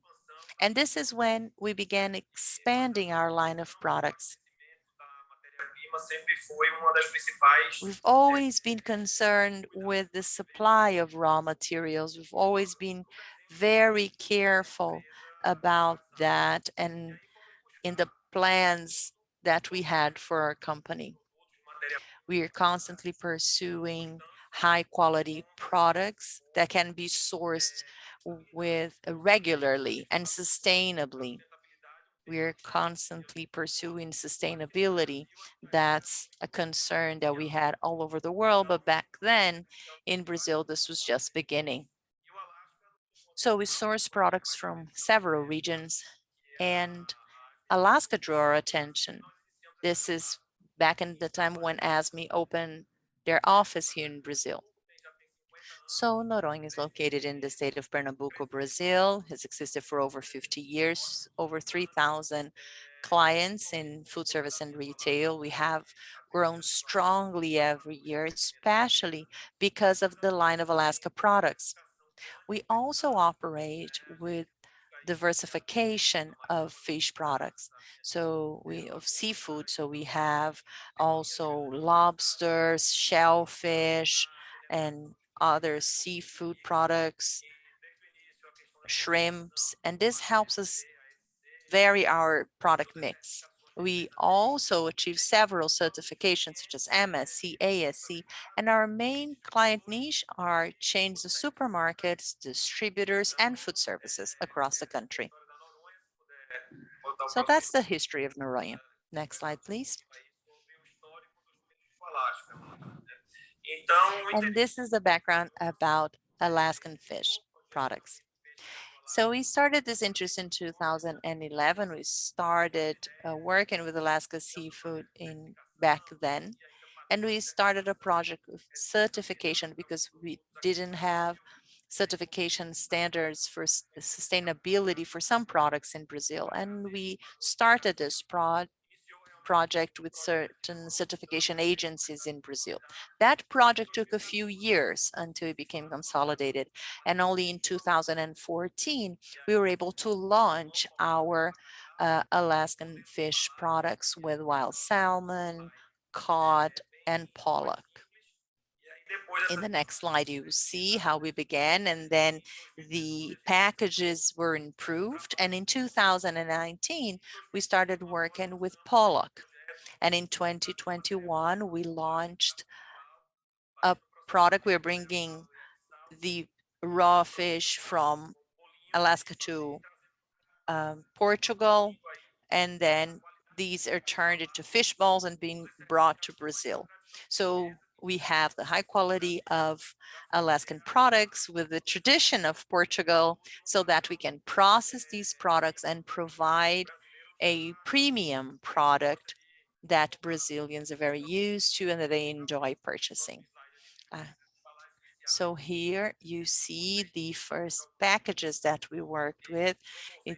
We wanted to promote sustainability and wanted customers to see the product. We showed that these product comes from Alaska, that is sustainable. So we display all the assurances that are behind even ASME's work. In 2017, we developed new packages. So here you see the new packages we use with the new standard. And that type of package had to do with the waters from Alaska, the landscape of Alaska, and the quality was differentiated. The product could be clearly seen by the consumers. They could perceive the benefits that Alaska products bring in terms of freshness and quality. And in 2019, we also developed a very innovative project. It was a very first company in Brazil to launch products based on pollock blocks. This is used for all products and for a battered products and different products, as we saw from our colleague from the Netherlands. This is a very versatile product that is gaining more momentum in Brazil. Right now, we're facing this barrier that consumers are not familiar with this product. Maybe they do not foresee all the possibilities in terms of preparation. So we need to create more recipes and teach our consumers on how to produce and how to prepare these products that can be prepared in so many ways. It's a new product. This has gained an interesting market share in our country. And more recently, we launched this cod line.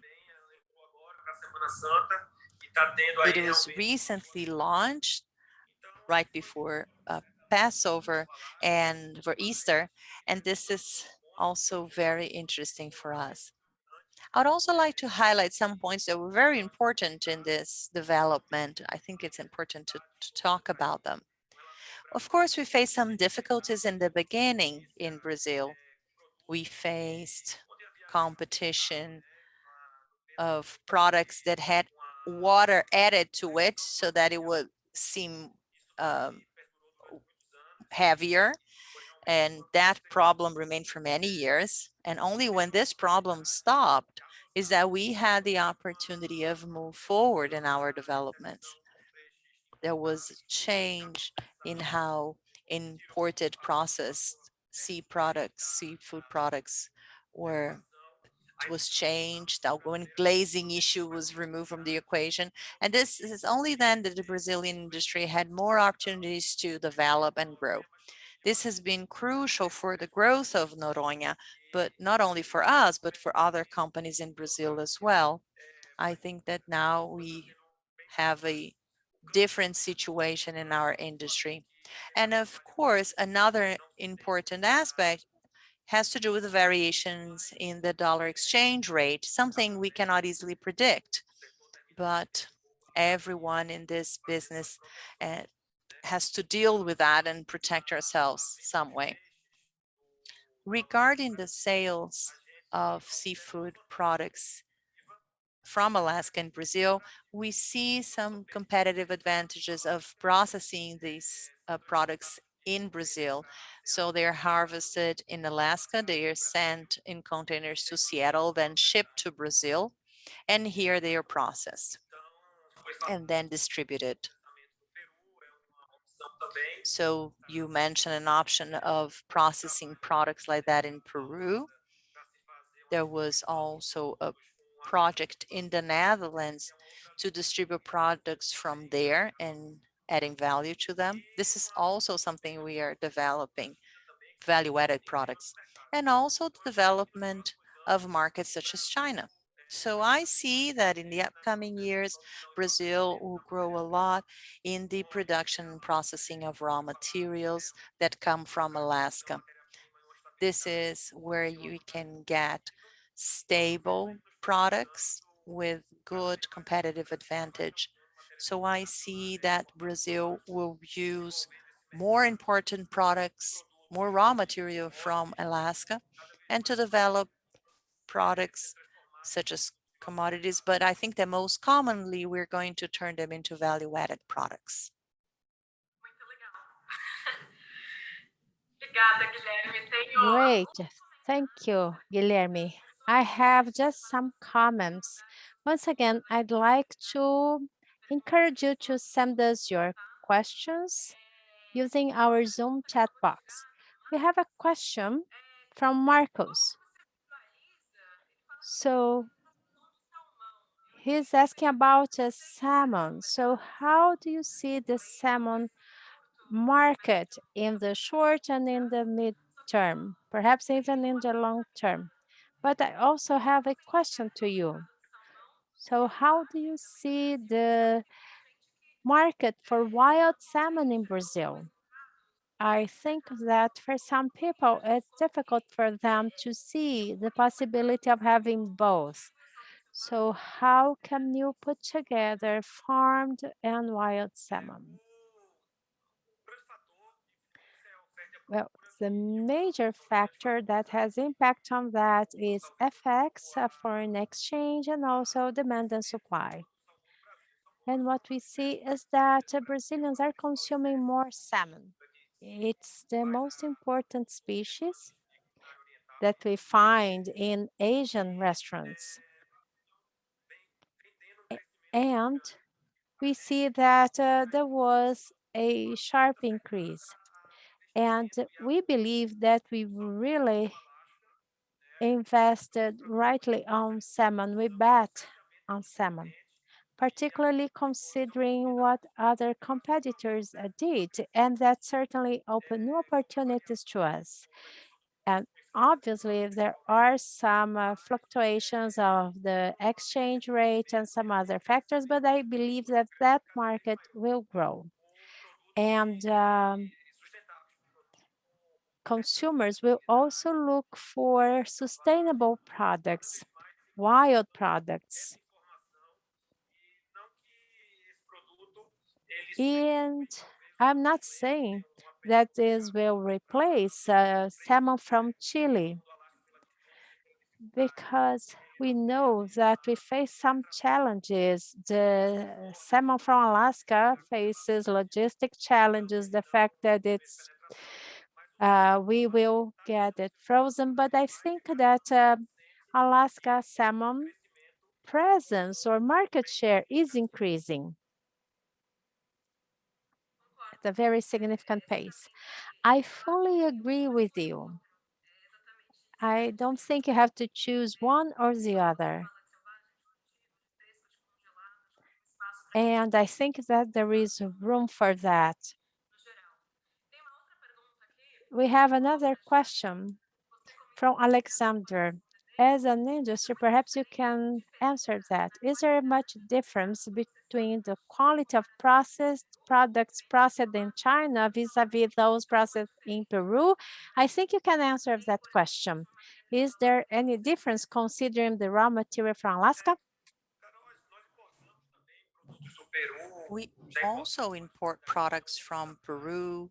We also imported many products from China a few years back. There is a difference. There is a difference in terms of standards.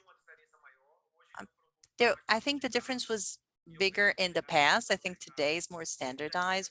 Products I see coming from China today follows the same processing standards from other markets, such as Peru, overall, maybe with a few exceptions, but I think that overall we have seen products with good quality.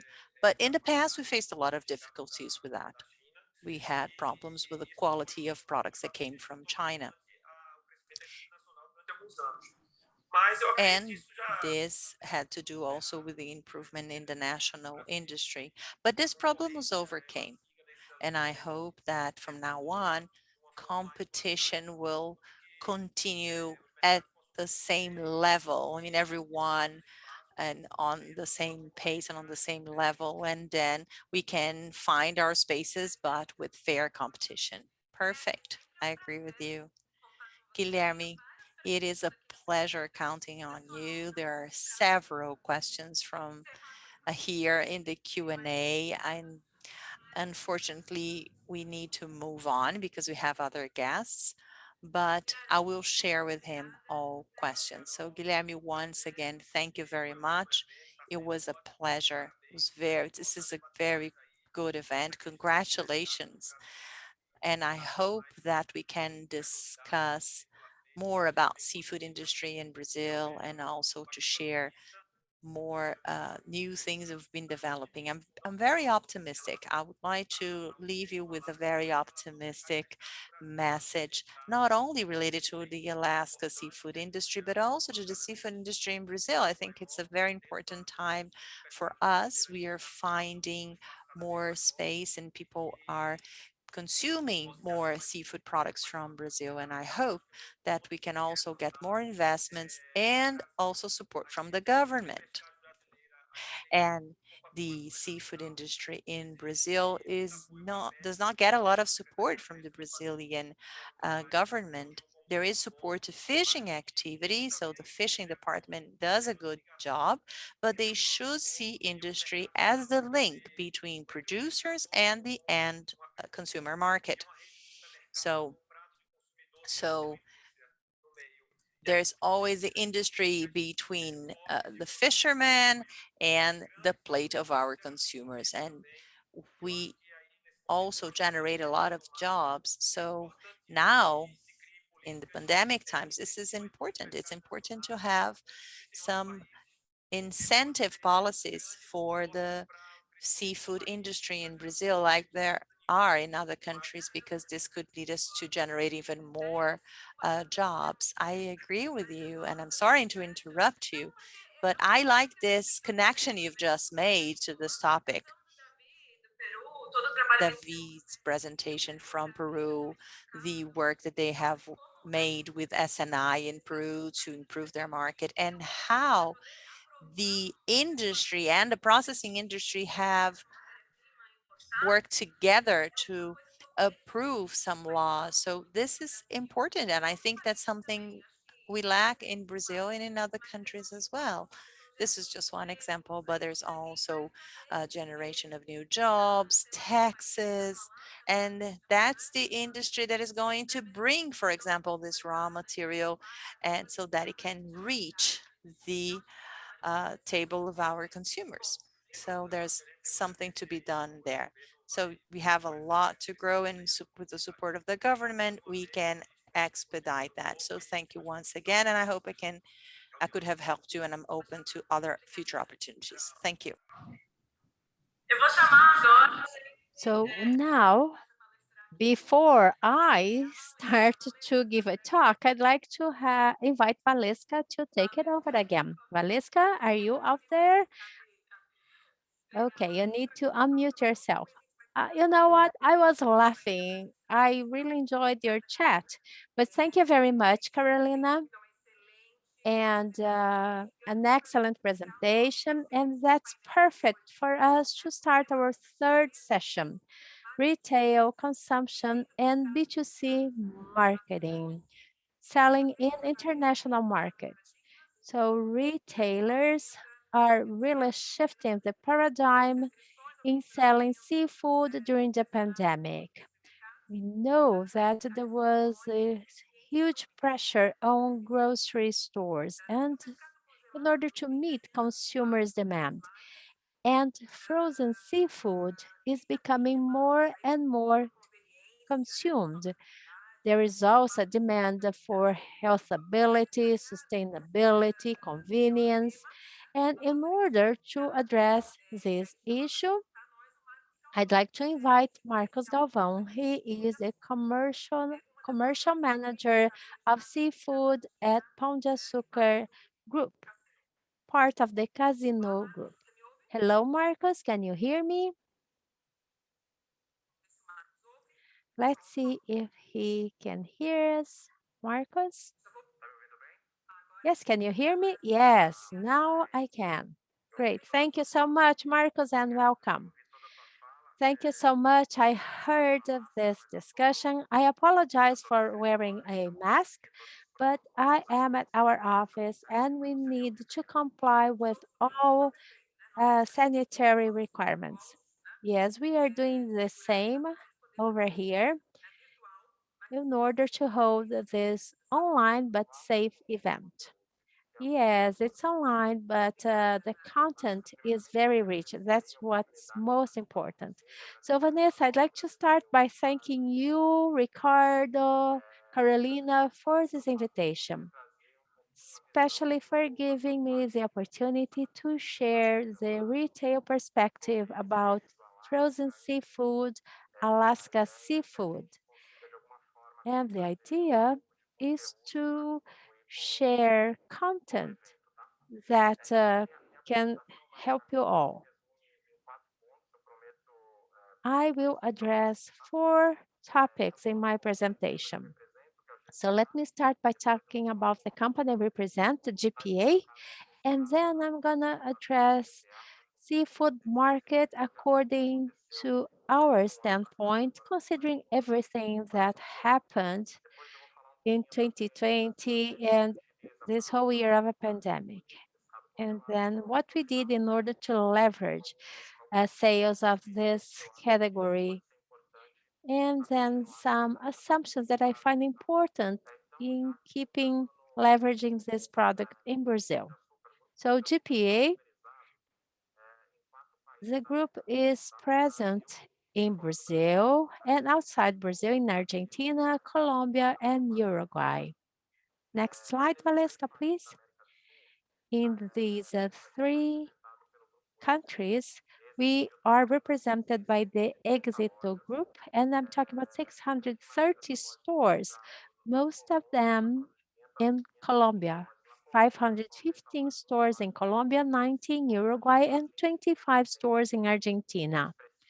So you can see a substantial number of stores spread out in South America. Next.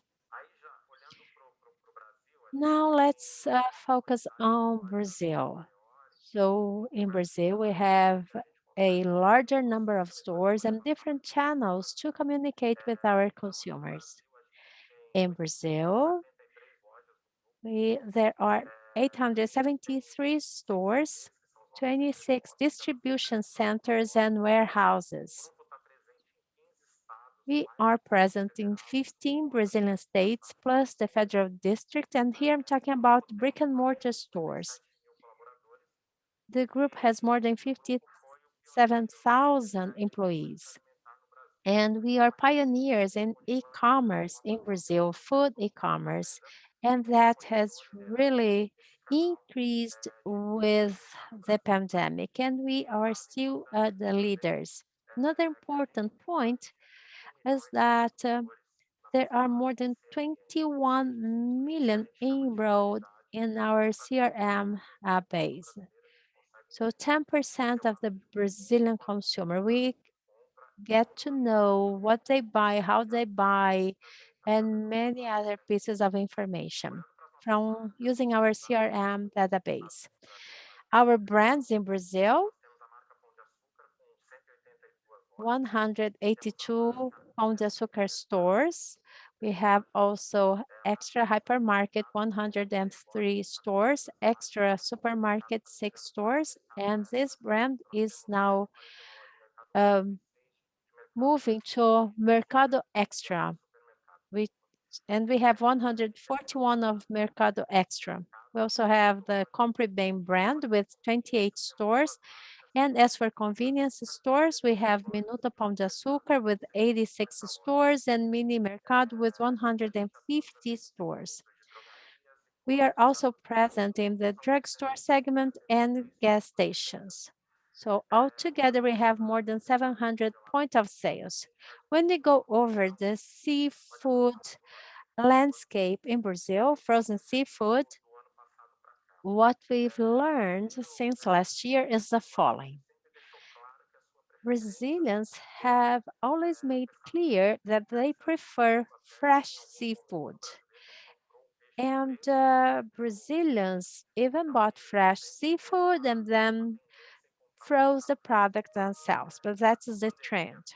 But with the pandemic, the cost of fresh seafood increased for different reasons because of FX and many other costs. That allowed new consumers to try frozen seafood. And what's very relevant is that this trade-off between fresh and frozen seafood generated repurchases.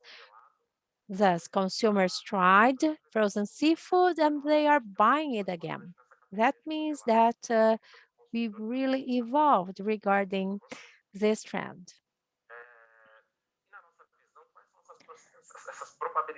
So, what is the likelihood of having this trade-off maintained right now?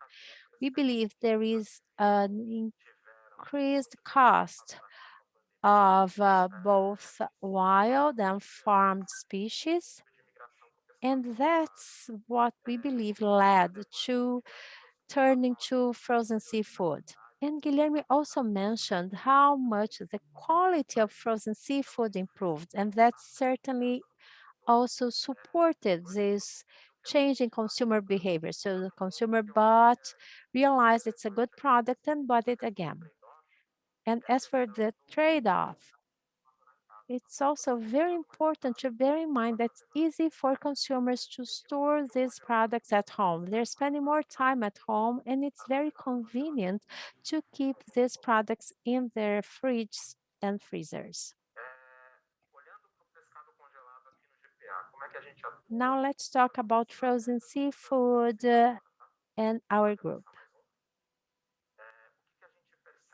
So what we have learned is that frozen seafood segment was already increasing, but since last year, there was an exponential growth in our brick and mortar stores. And as for e-commerce, that growth was above a 3-digit growth. So in 2021, this trend has been maintained. So a very accelerated growth, and we believe that this trend is here to stay. As for our brick and mortar stores, we are concerned about segmenting the assortment, so to have the right product at the right store. So out of the brands I mentioned and that we offer to our consumers in the different stores, we meet the needs of different consumers. And as for frozen products, we understood we had to segment of them. So we have consumers who buy the entire fish because it costs less, as well as those who buy just the fillets. Another important point is the shelf planning. And that's important in order to ensure that we reduce friction. So we have been trying to simplify our point of sales with fewer brands in order to help consumers in their choices. And we believe that today less is more. Next, e-commerce. This is a channel that really skyrocketed. And it left a very important legacy after the beginning of this pandemic, and it's strategic because it's very flexible. It's very easy for us to activate promotions. Here are two examples from Noronha. We have the cod fillet from Alaska and frozen salmon from Alaska. This is available at Pão de Açúcar and Extra. And if I need to delete this promotion, that can be done very easily. And as for e-commerce, we can also have a store in store. So we can have a store of that supplier inside our website. We can also have some flash promotions that will last for 1 hour, let's say, in our website. Now, in addressing our strategies regarding our social media, we do benefit and use social media in order to communicate with consumers, in order to provide the knowledge, to share recipes. This is broadly used, as well as to also receive their feedback. One more. So here we have our apps in order to promote our products. Here are two examples of what we do. So on Fridays, we offer 20% or any other type of discount at Extra. And in Pão de Açúcar stores, we also offer discount from Friday to Sunday in sushi cuts. And we can activate these massive promotions, use our brands, or customize promotion according to that specific consumer habit. So we do make a great use of this channel. And in closing, I'd like just to share our standpoint on what we can do together, the industry and retailers, in order to consolidate frozen seafood, be it national or from Alaska, to bring that to Brazilians' table. We need to start by determining the assortment of what product we want to work with, but segmenting it. So which group are you going to target? So if it's for the upper classes, if that's the case, we will offer special cuts, small portions, ready to eat products differentiated and sustainable products. And I think that products from Alaska, they do fit this cluster very well. If your product targets the lower income consumer, then we're talking about HGs, whole fish, and other types of cuts. I think that that's the first assumption for us to start working with frozen seafood. It's also very important to have an impeccable execution every single day at point of sales. And I think that the industry also should participate in providing promoters at stores.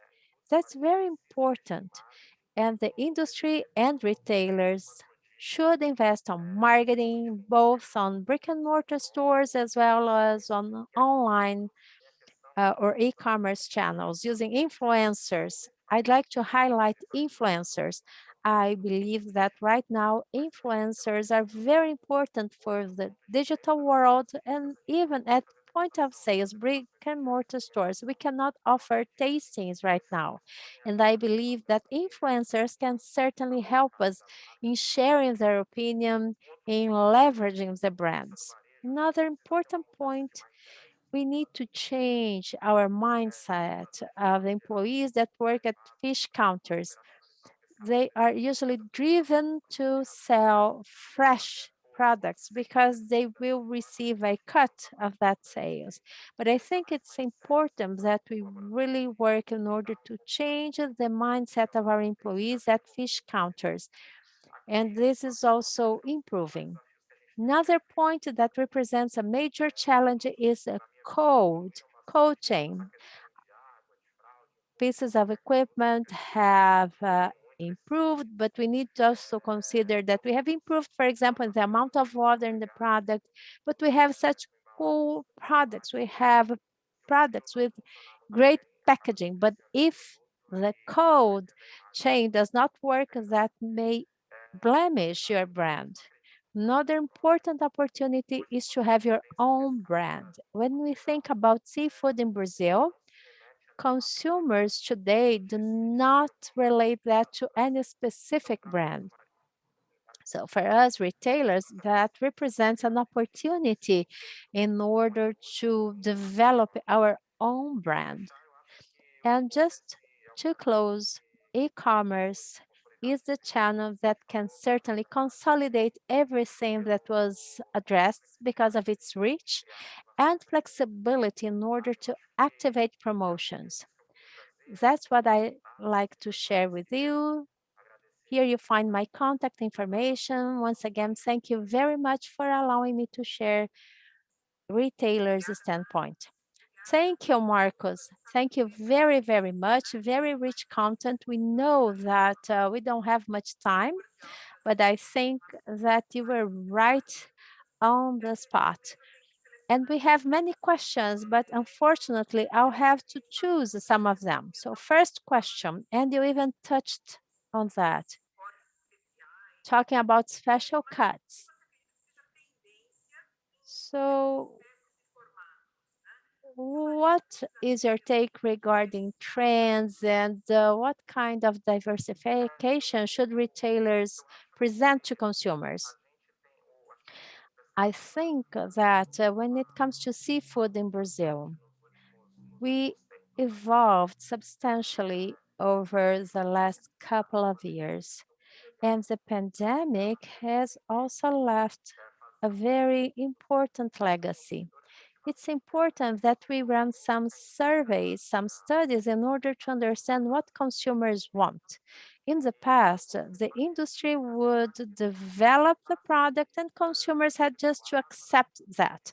Otherwise, the industry would take some steps back. But what are we doing at Pão de Açúcar Group? We have an area called commercial development, and the idea is to work in a close relationship with the industry to understand what consumers want and then share that with the industry to discuss that. So what we see today is that today we have some consumers that want to buy the whole fish, even not gutted. And we have consumers that are willing to buy that. Now, in the Pão de Açúcar group, which is a high-end grocery store, then we have consumers who want a smoked product, a breaded product, smaller portions, a new species, that a product that they can afford. But this will work only if we share these stories with consumers.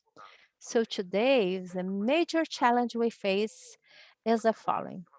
We talk to the industry, we determine a very nice portfolio aligned to what service share, but once that product hits point of sales, we fail in listening or in having the consumer perception about that product. So just in closing, what we have internally, this commercial development department tries to fill that gap, working with new species, new cuts, new products. We run some small trials and we listen to consumers. We want to have their perception. And I even tell suppliers that they could use our stores as labs. Just run some small trials, make adjustments based on what consumers tell you, on their feedback. I firmly believe in that. So ideas emerge, but we need to run some small trials. And another point I find important, that's my personal view. We should not look to what Europe is doing and try to replicate that here in Brazil. Obviously, there are many cool, nice things going on in Europe, but we need to run a small trial in Brazil to see if that works. Exactly, we're talking about different group of consumers, culture different. Yes, just if you think about the capital city of São Paulo, you have different groups of consumers. If you go to the coast of São Paulo, it's a different group. The inner part of São Paulo, different group. And that's why I really highlighted the importance of segmenting the products. Thank you, Marcos. We do have some other questions, but we will actually forward these questions to you so that you can answer them later on. So thank you so much for sharing your knowledge and for your time spent here with us. Thank you, Valesca. I'd like to thank you, and please feel free to call me to invite me. I'll always try to support you. Thank you. Thank you very much, Marcos. Yes, thank you. Wow, so many questions. I apologize for not having had the opportunity to ask all of them, but do keep sending us your questions. So now I will invite Carolina once again so that she can continue with the next panel. Carolina? I'm back. So Marcos, thank you for your great presentation. I'd like to thank the audience for their engagement. There's so many questions, but we will answer them later. Okay, now I'm going to change to a different language again. And let me remind you, for those who have just joined us, we have simultaneous interpretation available. So please select the language you prefer to hear using the Zoom interpretation button bar. Back, and I just, before proceeding to the next presentation, I'd like to remind you that we are offering simultaneous interpretation services. So please select your language in the bottom bar at the Zoom application on your laptop, your computer. So the next guest, our next speaker is in the US, and I would like to Craig Morris. He's the CEO of the Genuine Alaska Polar Producers Association, one of the greatest partners of ours. Hi, Craig. Hi there, how are you? Good, so welcome to our Latin American event. Thank you for having me, I'm excited to be here. Yeah, so I'm asking Craig to share a little bit with us about his experience in promoting seafood in the US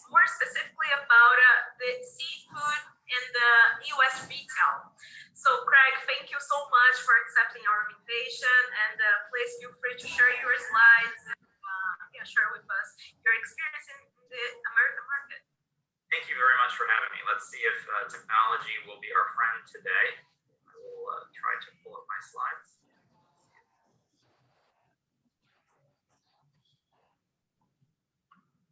Do they work? Yeah, working perfectly. Outstanding. Today we get to talk about my favorite topic, which is wild Alaska pollock. When I came to the genuine Alaska pollock producers in January of 2019, we had two issues that we wanted to address with our fish. First, it was awareness. Even though our product was in market and had outstanding penetration, most consumers were not aware that the fish that they were enjoying was wild Alaska pollock. It was hidden behind that better breading.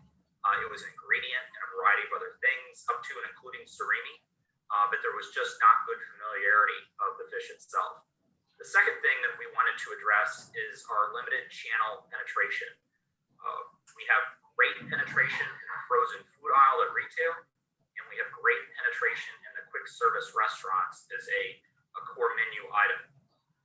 So to address those two vulnerabilities for our industry, first we did research on how to introduce Alaska pollock most effectively so that we could build demand for fish, but then also invest in partnerships so that we could expand U.S. Alaska pollock's penetration outside of just the retail frozen food aisle and the quick service restaurants. Well, as we all know, about a year ago, right now, COVID happened. And so what we're going to talk about today is what we did at GAP in partnership with ASME, what we're doing now, and what's on our to-do list. Obviously, QSRs or the quick service restaurants had their own set of challenges that we could spend the time talking about, but I've been asked to talk about what happened in retail. Quite simply, the U.S. and international frozen food aisle was the right place to be during COVID.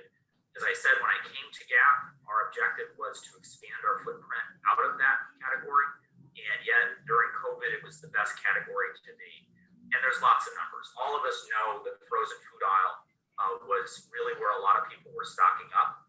I included, bought a larger freezer. And so like many people around the world, more and more people basically have a cold storage system for our industry in their homes.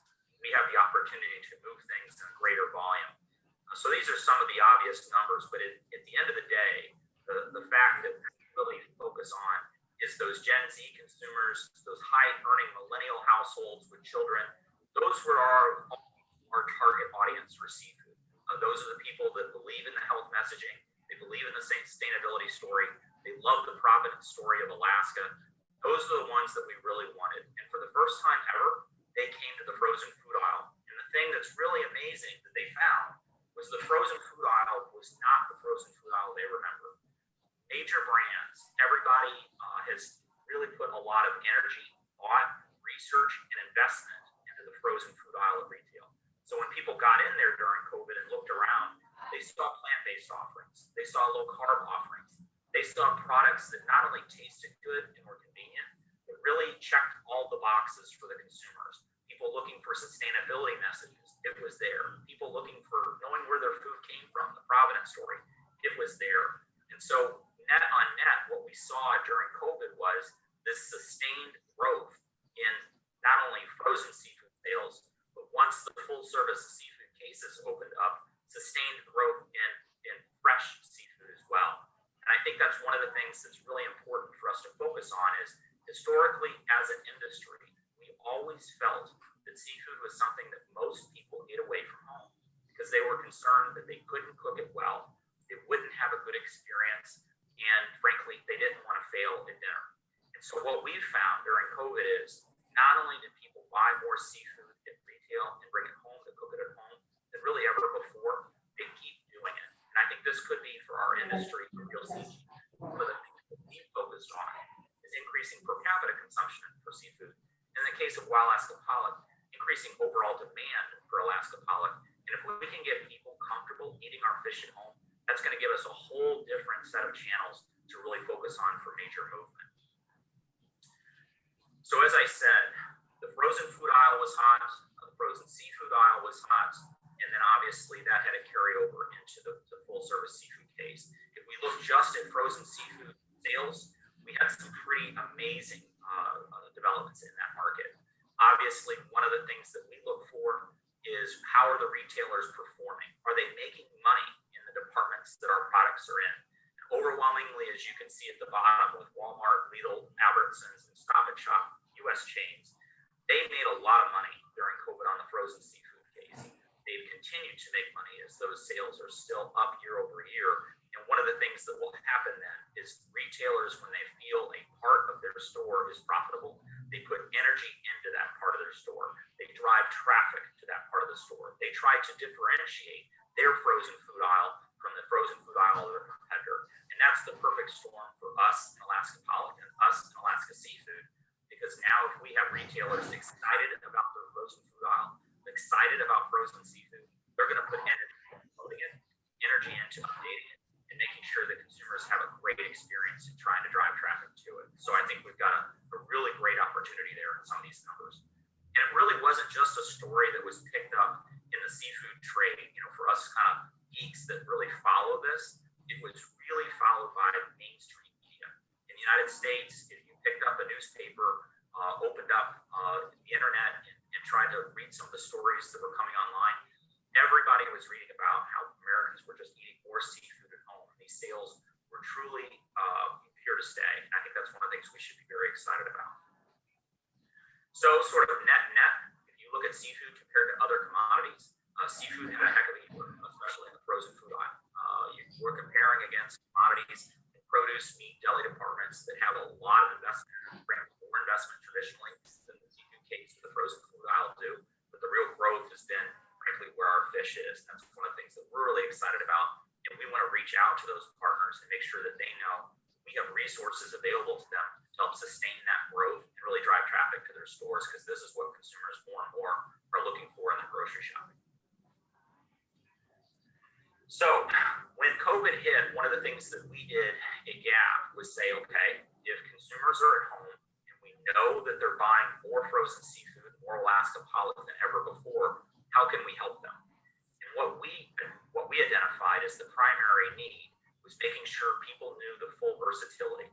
If they had, for the first time ever, 5-pound bag of fish sticks in the refrigerator, and they were cooking those for their kids every day as their kids were heading for school at home, the parent was working from home, they needed to do a quick lunch. The last thing we wanted was at the end of COVID for people to say, I never want to have a wild Alaska Pollock fish stick ever again. So we worked with very influential food bloggers and influencers like Jesse Friedman to develop versatile recipes, easy, quick to serve recipes for working moms, so that people could see that, frankly, Alaska Pollock was a very versatile protein that would work very well in a number of different applications. And so to not just look at it as a fish stick, but an ingredient in a taco or an ingredient in a number of other items. We then knew that a lot of consumers were developing much more intricate dishes. People were baking bread. People were doing a lot of things they normally didn't do because, frankly, they had more time in the kitchen than they had before. So we partnered with people like James Beard award-winning Seattle chef Terry Boudreau, to develop for us some more long-form recipes that people could understand that Alaska Pollock could work well in very intricate dishes that people were doing more and more because it was, frankly, fun to cook and you had nothing else to do. We also wanted people to know that if they saw that recipe and they really liked what they saw and they really bought into the Alaska story, they really bought into our sustainability messaging, our Alaska provenance, our wild caught, all of those messages, we wanted to be able to connect people to the products in the stores. So we launched a where to find feature on our website here in the US, so that basically if they saw the story on Instagram, they could go into our bio and they were just one click away from finding exactly where that raw ingredient was that the chef was cooking. We then really thought that Alaska Pollock had a great opportunity to expand its presence in food service to the higher end restaurants. So we kicked off what we call a Fast Start program in partnership with ASME to introduce higher end restaurants in that struggling food service industry to our fish as well, making sure that they understood that it was a great option if they were looking for a seafood item that they could replace the things that they had pre-COVID. So if we look at our partnerships, these are some examples of the work that we did with Jesse Freeman, the Chef Julie. As you can see, these are very simple dishes that incorporate into salad, our surimi product, or into a very healthy, quick option for lunch or dinner, wild Alaska pollock fillets. And we got that out to consumers. We then, as I said, launched on our website these where to find. So if you saw the products that were being used in the recipes, you could link back through our bio and then find out exactly where the store was that was closest to you. Or in the case of some of these items, actually just have them delivered to your home through Amazon or whatever. We really believe at Genuine Alaska Pollock Producers, and obviously in partnership with ASME as well, that we have an amazing fish and we have an amazing story behind it. So what we continually do at GAP is do nationwide surveys in not only the United States, but foreign markets as well, to track how we're doing in increasing familiarity with our fish. As I said, that was one of our primary objectives. What we found this past year during 2020, coming out of COVID, was that 55% of Americans were familiar with Alaska pollock. That means that in the past year from our study in 2019, 10 million more Americans were familiar with Alaska pollock than the year before. When we asked those consumers, where have you learned about the fish? They're learning about the fish on the front of pack in those frozen food aisles in the grocery stores. So as our partners are calling out wild Alaska pollock by name on the front of the pack, consumers are seeing that messaging and it's resonating with them. And then we ask them what their perception is of the fish. They have a very strong positive association of Alaska pollock because of our pillars. We always talk about the fact we're from Alaska, we're wild caught, we're sustainable, we're mild tasting whitefish, which is a great option for people that are looking for that. And we have an unmatched nutrition story that we're really proud of as well. So when we ask consumers how we stack up against competing whitefish, Alaska pollock has the highest positive association of really any of our competing proteins. So overall, those aware of wild Alaska pollock are most likely to often purchase it from the frozen food aisle of the grocery store versus quick service restaurants than any other sales channel. We knew that, and we're working on diversifying that as well. So if you look out there, one of the things that we focus on at GAP is not only doing research to make sure that we understand what about our fish resonates best with consumers, but we also have what we call partnership dollars. We help defray marketing costs up to 1-to-1 to bring wild Alaska pollock to market in new forms, put it into new channels or associated with influencers. And this lists some of those things that we've done. We've really gotten excited about getting our product into the snacking category because that is just an Uber trend here in the United States and around the world. So we focus on things like Highliner's Alaska Wild Wings that are an alternative to chicken buffalo wings. We've been very excited, obviously, to associate with influencers like Martha Stewart or Anthony Porowski or those that carry a lot of followers so that when they talk about Alaska pollock, we get people hopefully looping back to the wild Alaska pollock messaging and learning about our fish all year long. And then obviously, one of the things that's very important to us is making sure that we get into those higher end applications as well. So we're really proud to see some of those from the higher end applications focusing on our product. This is just a short list that includes a lot of the retail items because I know we're really focused on retail, but all of the new products in the last 2 years that have been brought to market due to these partnerships. It's really for us something we're really proud of, and we think because all of these partners are calling out wild Alaska pollock by name, that's really translated into moving that needle in terms of consumer familiarity and a positive association because all of these partners, when they work with us as partners, they're required to utilize our messaging and talk about our fish the most effective way possible. So in the case of, let's say, a Gordon's fish stick, which is a major item here in the States, they're going to talk about that Alaska provenance. They're going to talk about the wild caught. They're going to talk about sustainability. They're going to talk about that mild taste. And then obviously they're also going to talk about the unmatched nutrition. So this is sort of a rundown of some of the things that we've been doing with these partnerships. Overwhelmingly, those have been retail focused, but as this list shows, there's a few things in here that we've done as well in terms of fast food. But I would say at the bottom, as you can see, Gordon's, as partners like Gordon's who started calling out wild Alaska pollock by name, their sales have been up markedly. And so it's not anymore wild Alaska pollock as a fish that's sort of hidden in plain sight that we sort of assume that people think is cod or haddock. We really think wild Alaska pollock is building a name on its own, and people should be really proud of the protein that they source. As I talked about, one of the things that we do is develop these toolkits that are the most effective way possible to talk about our fish. So one of the things that you'll see, at least in the U.S. market with our partners, and then one of these examples is actually out of Europe, is that they talk about our exact same terminology. And so we get what's called amplification in the marketplace with consumers. if they continually see the same messaging around a commodity, they're going to have that engagement with the commodity itself. So always talk about the wild story, always talk about the Alaska story, always talk about the sustainability story, talk about the nutrition, and then obviously talk about the mild taste. We want people to make sure that they understand it's a good tasting product. A couple of examples that we did in retail this year. Obviously, everyone knows that the burger trend is here to stay. Over half of beef Americans eat is ground, and so the burger market is frankly unmatched in terms of scale of really any other protein market. One of the things that we've focused on is taking a slice of that and going frankly brass knuckles and saying, if you like burgers, there's a healthier option, there's a more sustainable option, there's an option with a lot better provenance story. Again, the wild and Alaska messaging that ties into it. So we worked with Highliner to bring to market a power-packed burger. And again, we're not going out and saying, this is a fishy product. It's a burger, and we want you to enjoy it just like you enjoy your burger, but you can do it a little more guilt-free because of all the positives that are associated with that product. And we've been really excited with the placement of the product and how the product has moved. Another product that we're really proud of as well, as I said, is those Alaska wild wings. Getting into that snacking category is huge. Snacking was massive during COVID because we're all kind of stuck in our homes, and the kitchen would call us. And so our opportunity to have those products in are really, really for us a very, very strong positive.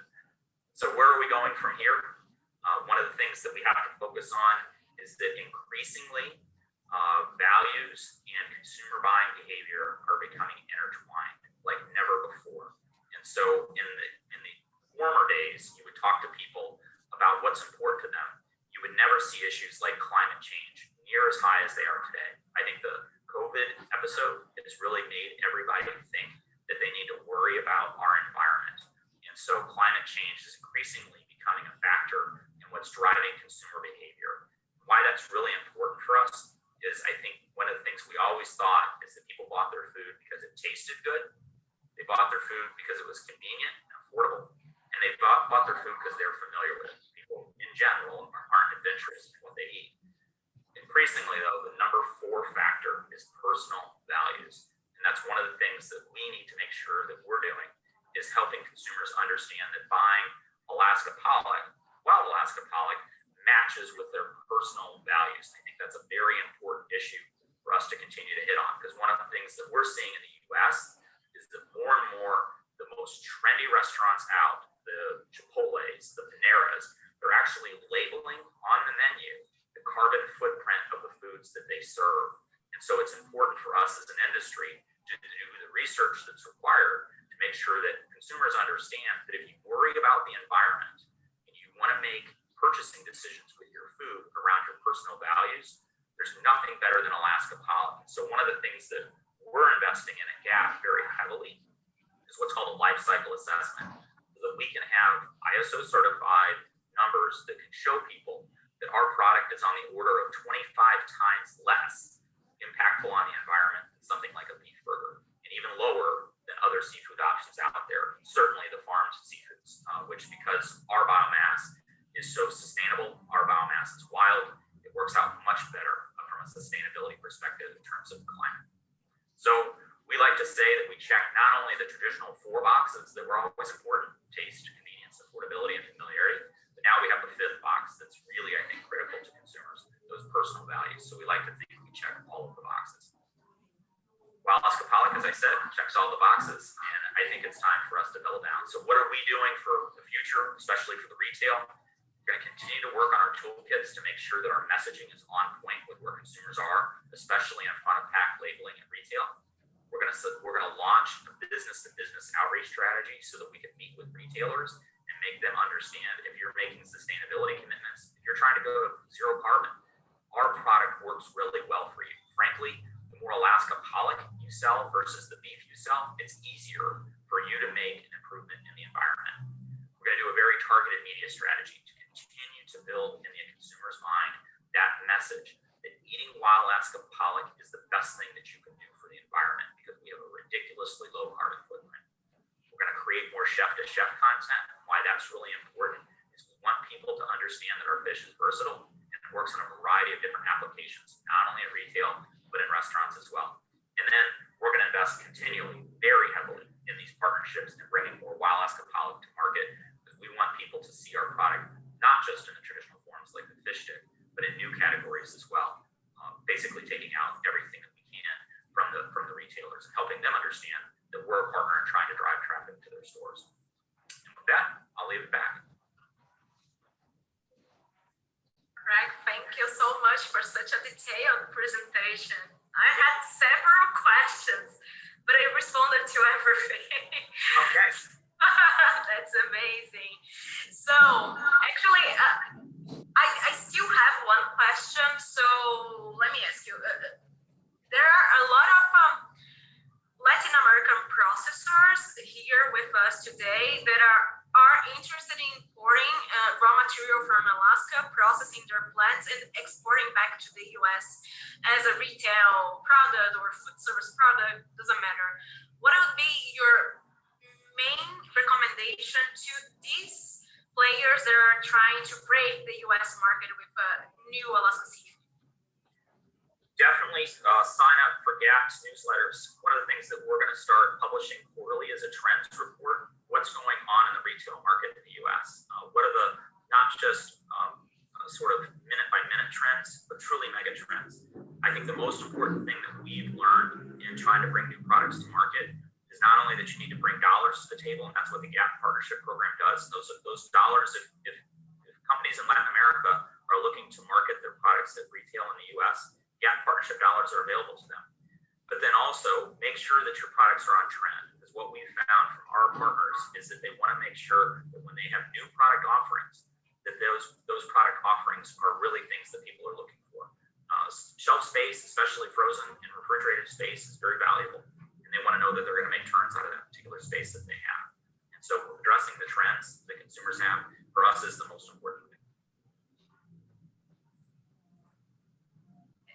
Amazing. Thank you so much for that. And yeah, again, that's pretty much that. We have other questions here, but I'll put everything together and send to you after the event. And I'll be committed to respond to all our participants' questions. So again, thank you so much for being here with us today. Very interesting presentation. Thank you for having me. Bye. Bye. Okay. Let's keep going in English because my friend Ricardo will help me with the next presentation. Right, Ricardo?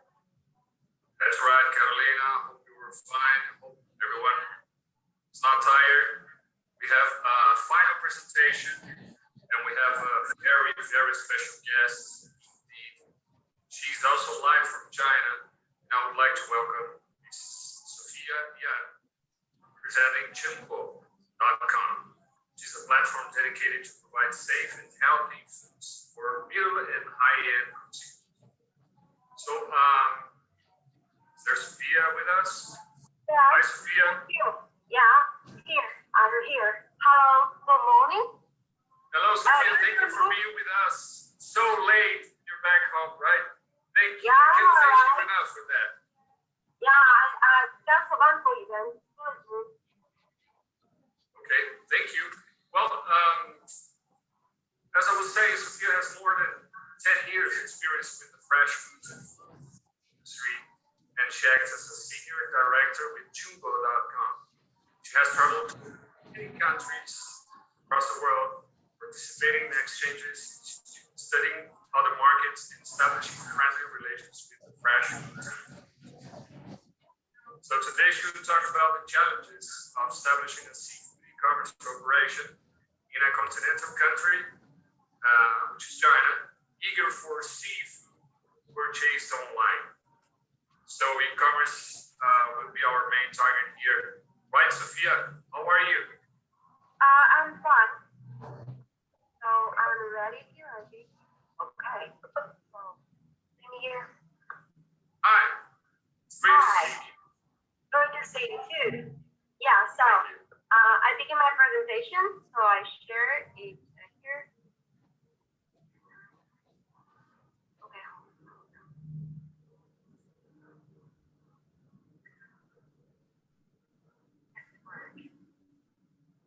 Yeah, it's working. Okay, cool. So I will just go quickly about e-commerce. Here, my company is a good example for e-commerce, for us to understand e-commerce. Actually, Chimbo is a new retail platform for natural and healthy food with both online and offline business.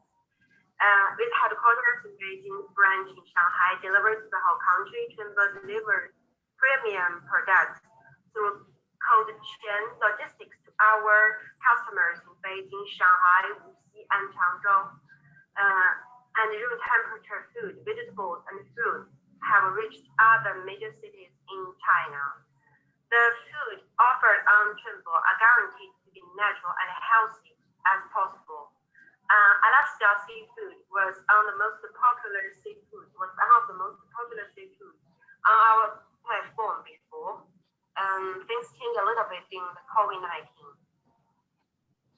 So we perform tests for every product on the molecular level at our state-of-the-art laboratory. Chimbo Lab also issued traceable safety control report for every product for our customers' reference. If you launch the app of Chimbo, you can see the report of all the products sold on that platform, which was tested, which was done according to Chimbo standards. Sophia. So, yeah, you hear me? Hello. Yeah, I'm sorry to interrupt. I'm very sorry for that, but can you please put your presentation on the presentation mode for us to have a big picture? Okay. Sorry. Please. I'm sorry to interrupt. No, no problem. Can you say now? No, it's still small. Let me hold on. Okay. You can click on the fourth icon. Yeah. At the bottom bar. Okay. Yeah.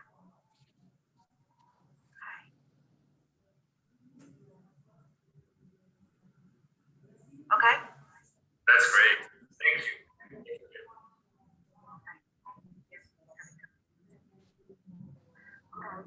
And targeting the customers, they are mainly ladies, with families who's in charge of the procurement of their family. So they are mainly from middle-class families in major cities. And Chimbo has its unique design for food safety part. That is the laboratory we have. It is a national level laboratory. We test everything. There are staff, working 24 hours, 7 days a week to do the test for every batch of the products sold on the platform. It also has organic products.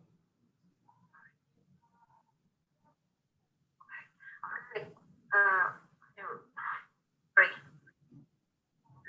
It keeps on moving. Okay.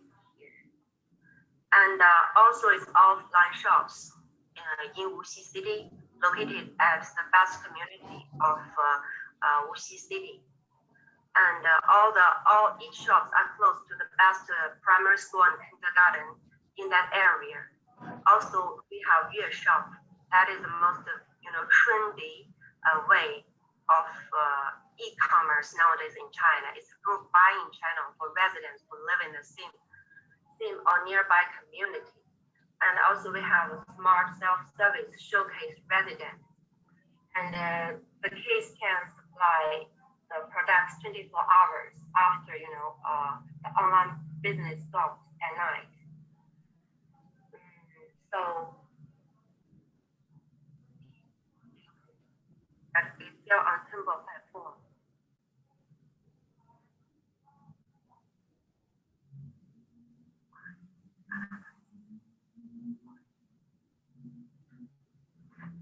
Here you can see the day users called village of gas and popular is Chimbo users.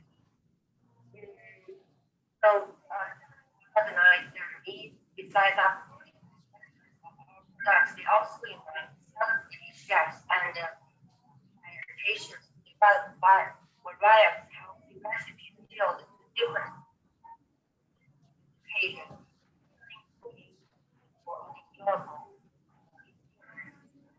For diversified online cooking demo class. We teach the customers how to cook, and then they can buy the ingredients online and share and prepare at home with their family. So for many newcomers in the Chinese food industry, we work with a cost-versus platform is crucial in positioning their products in the competitive market space.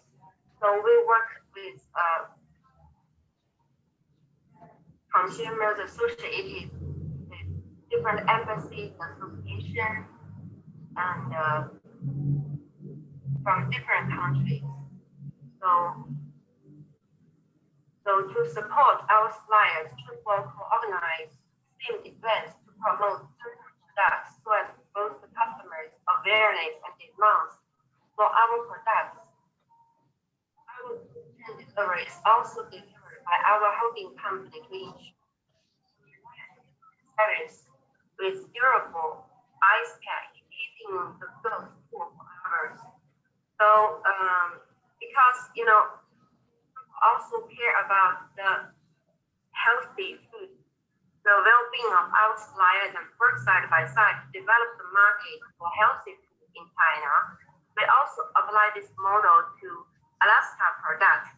We organize online cooking class and online special influencer events and activities for them to prepare the ingredients and dish with Alaska fish and other seafood ingredients and share and post in their WeChat accounts and social media with a link of the products to promote them among the consumers. That is a basic way for e-commerce promotion here. And also, for the business model, if you order online today, you can get a delivery the next day. And also there is express delivery. If you order online, you can get your delivery within 2 hours. So after the COVID-19,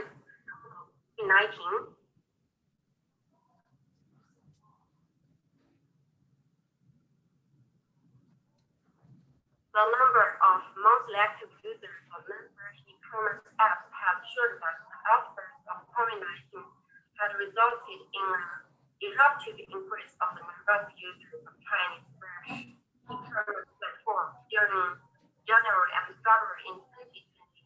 After the COVID-19, it was well controlled. There is a stable growth in the number of active users. It suggests that epidemic had somehow changed the consuming habits of consumers, switching traditional offline shopping to new online shopping. Because during the COVID-19, most of the people are forced to stay at home and cooking for their families. They don't go to restaurants, they don't dine outside. So the e-commerce got boosted a lot during the COVID-19 period. And also the sales of the food was expanded dramatically. According to the data of National Bureau of Statistics, there is a constitutional increase in online retail. Combined this situation with the food market size, it is reasonable to predict in the following several years there will still be an increasing trend in the sales of online retail. So, at the rate of users of Chinese e-commerce platforms according just to show that, and also as retailers for high-end and medium-level consumers, we just feel the increase of the business.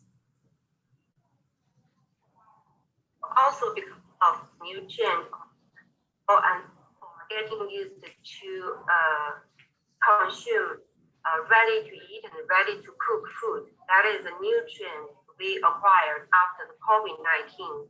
Since there were multiple cases that the packages of imported frozen food was detected to be COVID-19 positive, the concerns of consumers regarding raw seafood will not be during short time. As a result, processed products as well as deep processed be a new trend of seafood consumption in post-epidemic period. I think the situation will last until the first half of this year, but now the consumption habit of seafood is recovering now. So for frozen seafood, when the epidemic is under well control, consumers could become less sensitive towards imported frozen seafood. According to previous data, most popular Alaskan products among consumers was called steak. It is a great source for normal meals, diet meals, as well as a complementary food for infants. Also, I listened to Chris' presentation. It is quite popular for younger generation to consume the ready-to-eat and ready-to-cook products. So I believe for e-commerce, that is also the trend for future. So that is my simple presentation. Hi, Ricardo. Hello. Hello, Sophia. Hello, I'm here. Thank you. Thanks a lot. Very interesting presentation indeed. We had some small problems regarding your microphone, so if you can adjust the microphone a little bit better in order for us to make the questions that we have. So I will start with a question regarding e-commerce, live e-commerce specifically, which is a great trend, and you commented about it.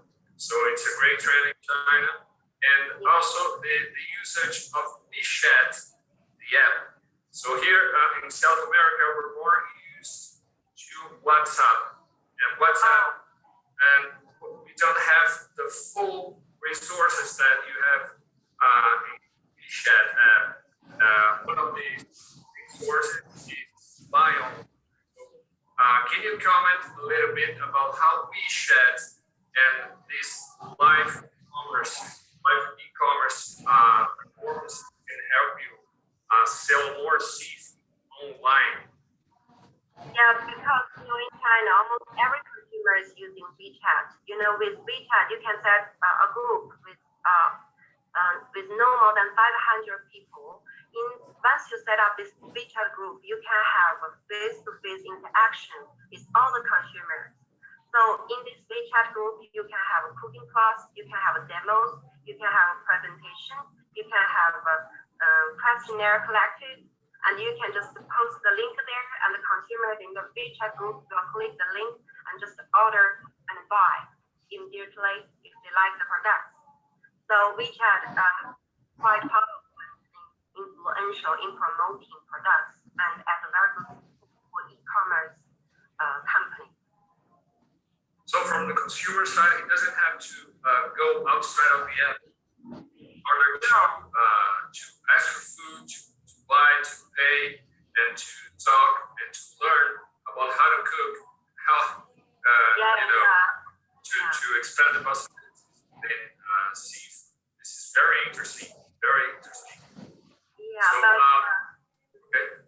Yeah, but also, in addition to WeChat, nowadays O2O is getting popular. That means online and offline. So sometimes, after the communication in WeChat group, they may come out at the weekend. That's what we have been doing. Every weekend, we invite our customers to our farm and to have some face-to-face communication. That's great. So, Sophia, we have one question from Carolina, and she's asking, what is the largest challenge that you have on selling seafood e-commerce, and also on packaging? What can you tell us about the most appropriate packaging for selling and delivering seafood upon online? For now, because the package is the simple the better.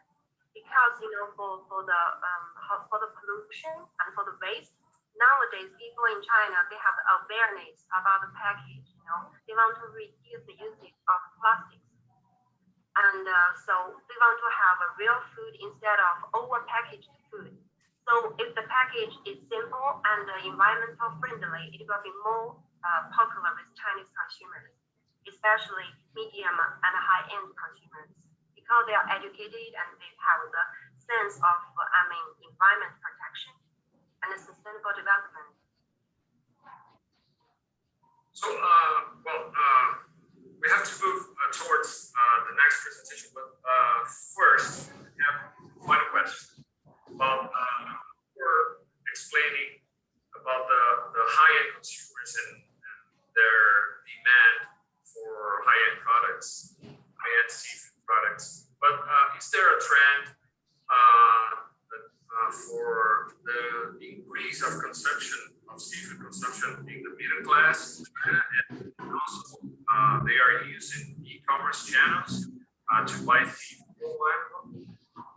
Yes, and yes, it is huge. For example, for the high-end families, they have a big house and they have their babysitter and their chef maybe, and they can diet for example, Alaska crab, which is quite expensive, maybe how to say $300 for one piece.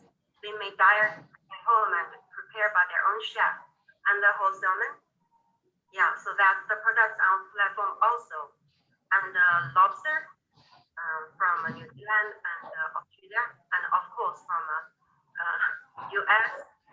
Yes, we consume a lot of products like that. That's great.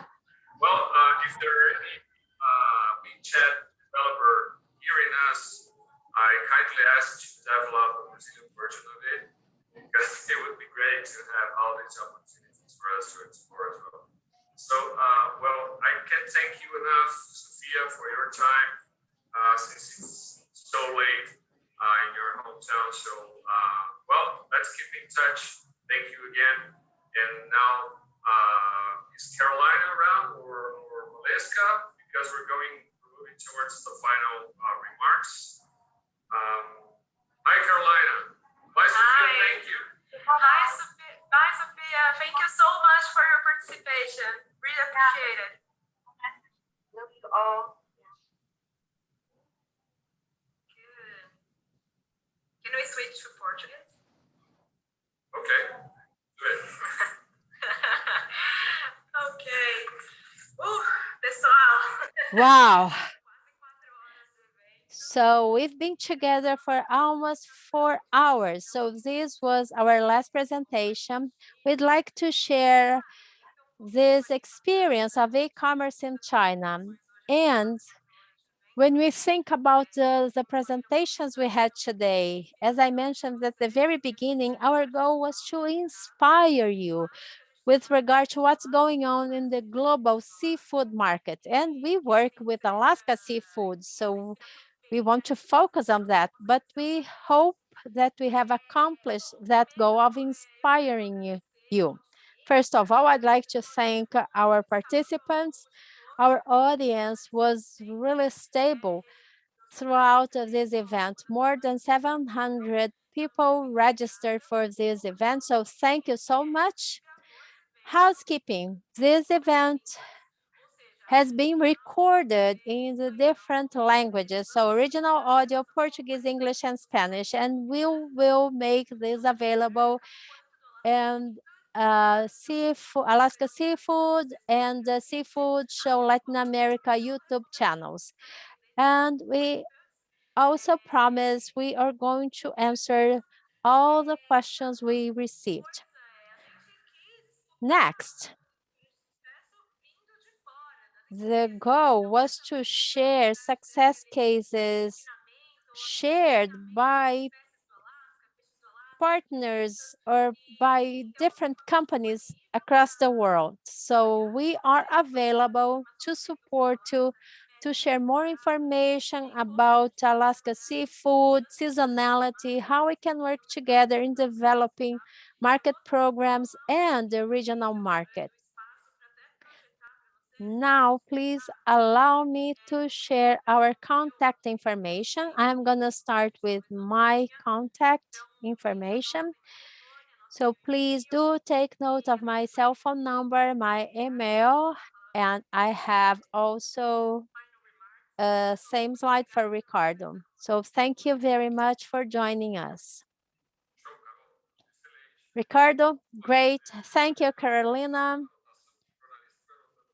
As a journalist, I took note of everything, but please allow me to summarize the highlights of today's event.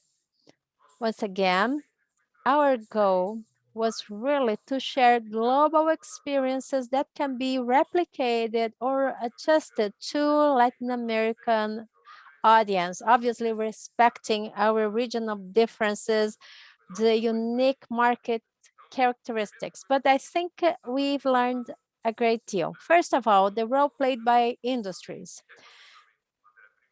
Reprocessing hubs, new reprocessing hubs will emerge. Peru is establishing a new one.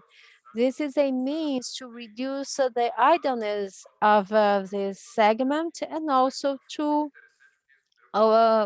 make a better use of raw material. I believe that the regional agreements, and even if it's temporary, such as the one between Peru and the US for Alaska seafood, I think we really need to explore agreements such as that one. Another important point that was highlighted, quality of raw material, developing other products such as surimi, or even a step before, fish blocks that are not much used, especially in Brazil, but I do believe that they represent a real opportunity, a means for us to distribute seafood to different parts of the world, not only for Alaska pollock, but we do have the opportunity for doing that with many other products. E-commerce, Sophia's presentation was excellent in addressing that. Jerry also addressed that, many others, Galvan from Pão de Açúcar. So what we see is that e-commerce is a trend worldwide, is a worldwide trend that's here to stay. Imagine to use an app and to receive so much content as Sophia mentioned. And it's also very important that the federal government supports this industry. Guilherme from Noronha, he talked about how the government should support this development. It's useless to have consumers willing to buy a product if you don't have a governmental support, regulations. The government needs to listen to the industry to ensure the safety of this product and also promote industry's development. I am sorry, I think I've spoken a lot, but one more thing that I find key is new values, as Craig mentioned. New values guiding consumers right now. Sustainability is no longer just a speech, but is a consumer's concern. And one of the consequences of this pandemic is that people are now more concerned about life on this planet, collective lives, and how we can better live together. We are concerned about our families, our colleagues, our friends. This is an online event held this way because of the pandemic. I really wished we could be together in person, exchange business cards, and even exchange some bacteria as you used to. But I hope we have this opportunity, and I hope that by October, things are back to normal and that you can attend our trade show and then we discuss issues and generate businesses. So thank you all. It was really a great pleasure to be here. I've learned a great deal. I feel like I had some MBA classes today. That's it. Thank you. Well, I think we should give participants a certificate, but I'm kidding. Anyway, thank you so much for this great opportunity. Here you have the contact information for Seafood Show Latin America. It will be a great pleasure to have you here in October. And thank you for giving us this opportunity to work together with ASME and Seafood Brazil. It was really a great partnership, and we have many ideas to be implemented in the future. And I hope this is not the last, but certainly just the first event of many to come. Thank you all. Thank you, Carolina. Thank you, Ricardo, and all of you who have supported us. Thank you. See you. Well, have a great lunch in Brazil, Colombia, Ecuador, Argentina. For those of you who are in South America, well, in Mexico, it's still a bit early, perhaps just a great breakfast. So see you all soon. Thank you so much. Bye-bye. Bye-bye.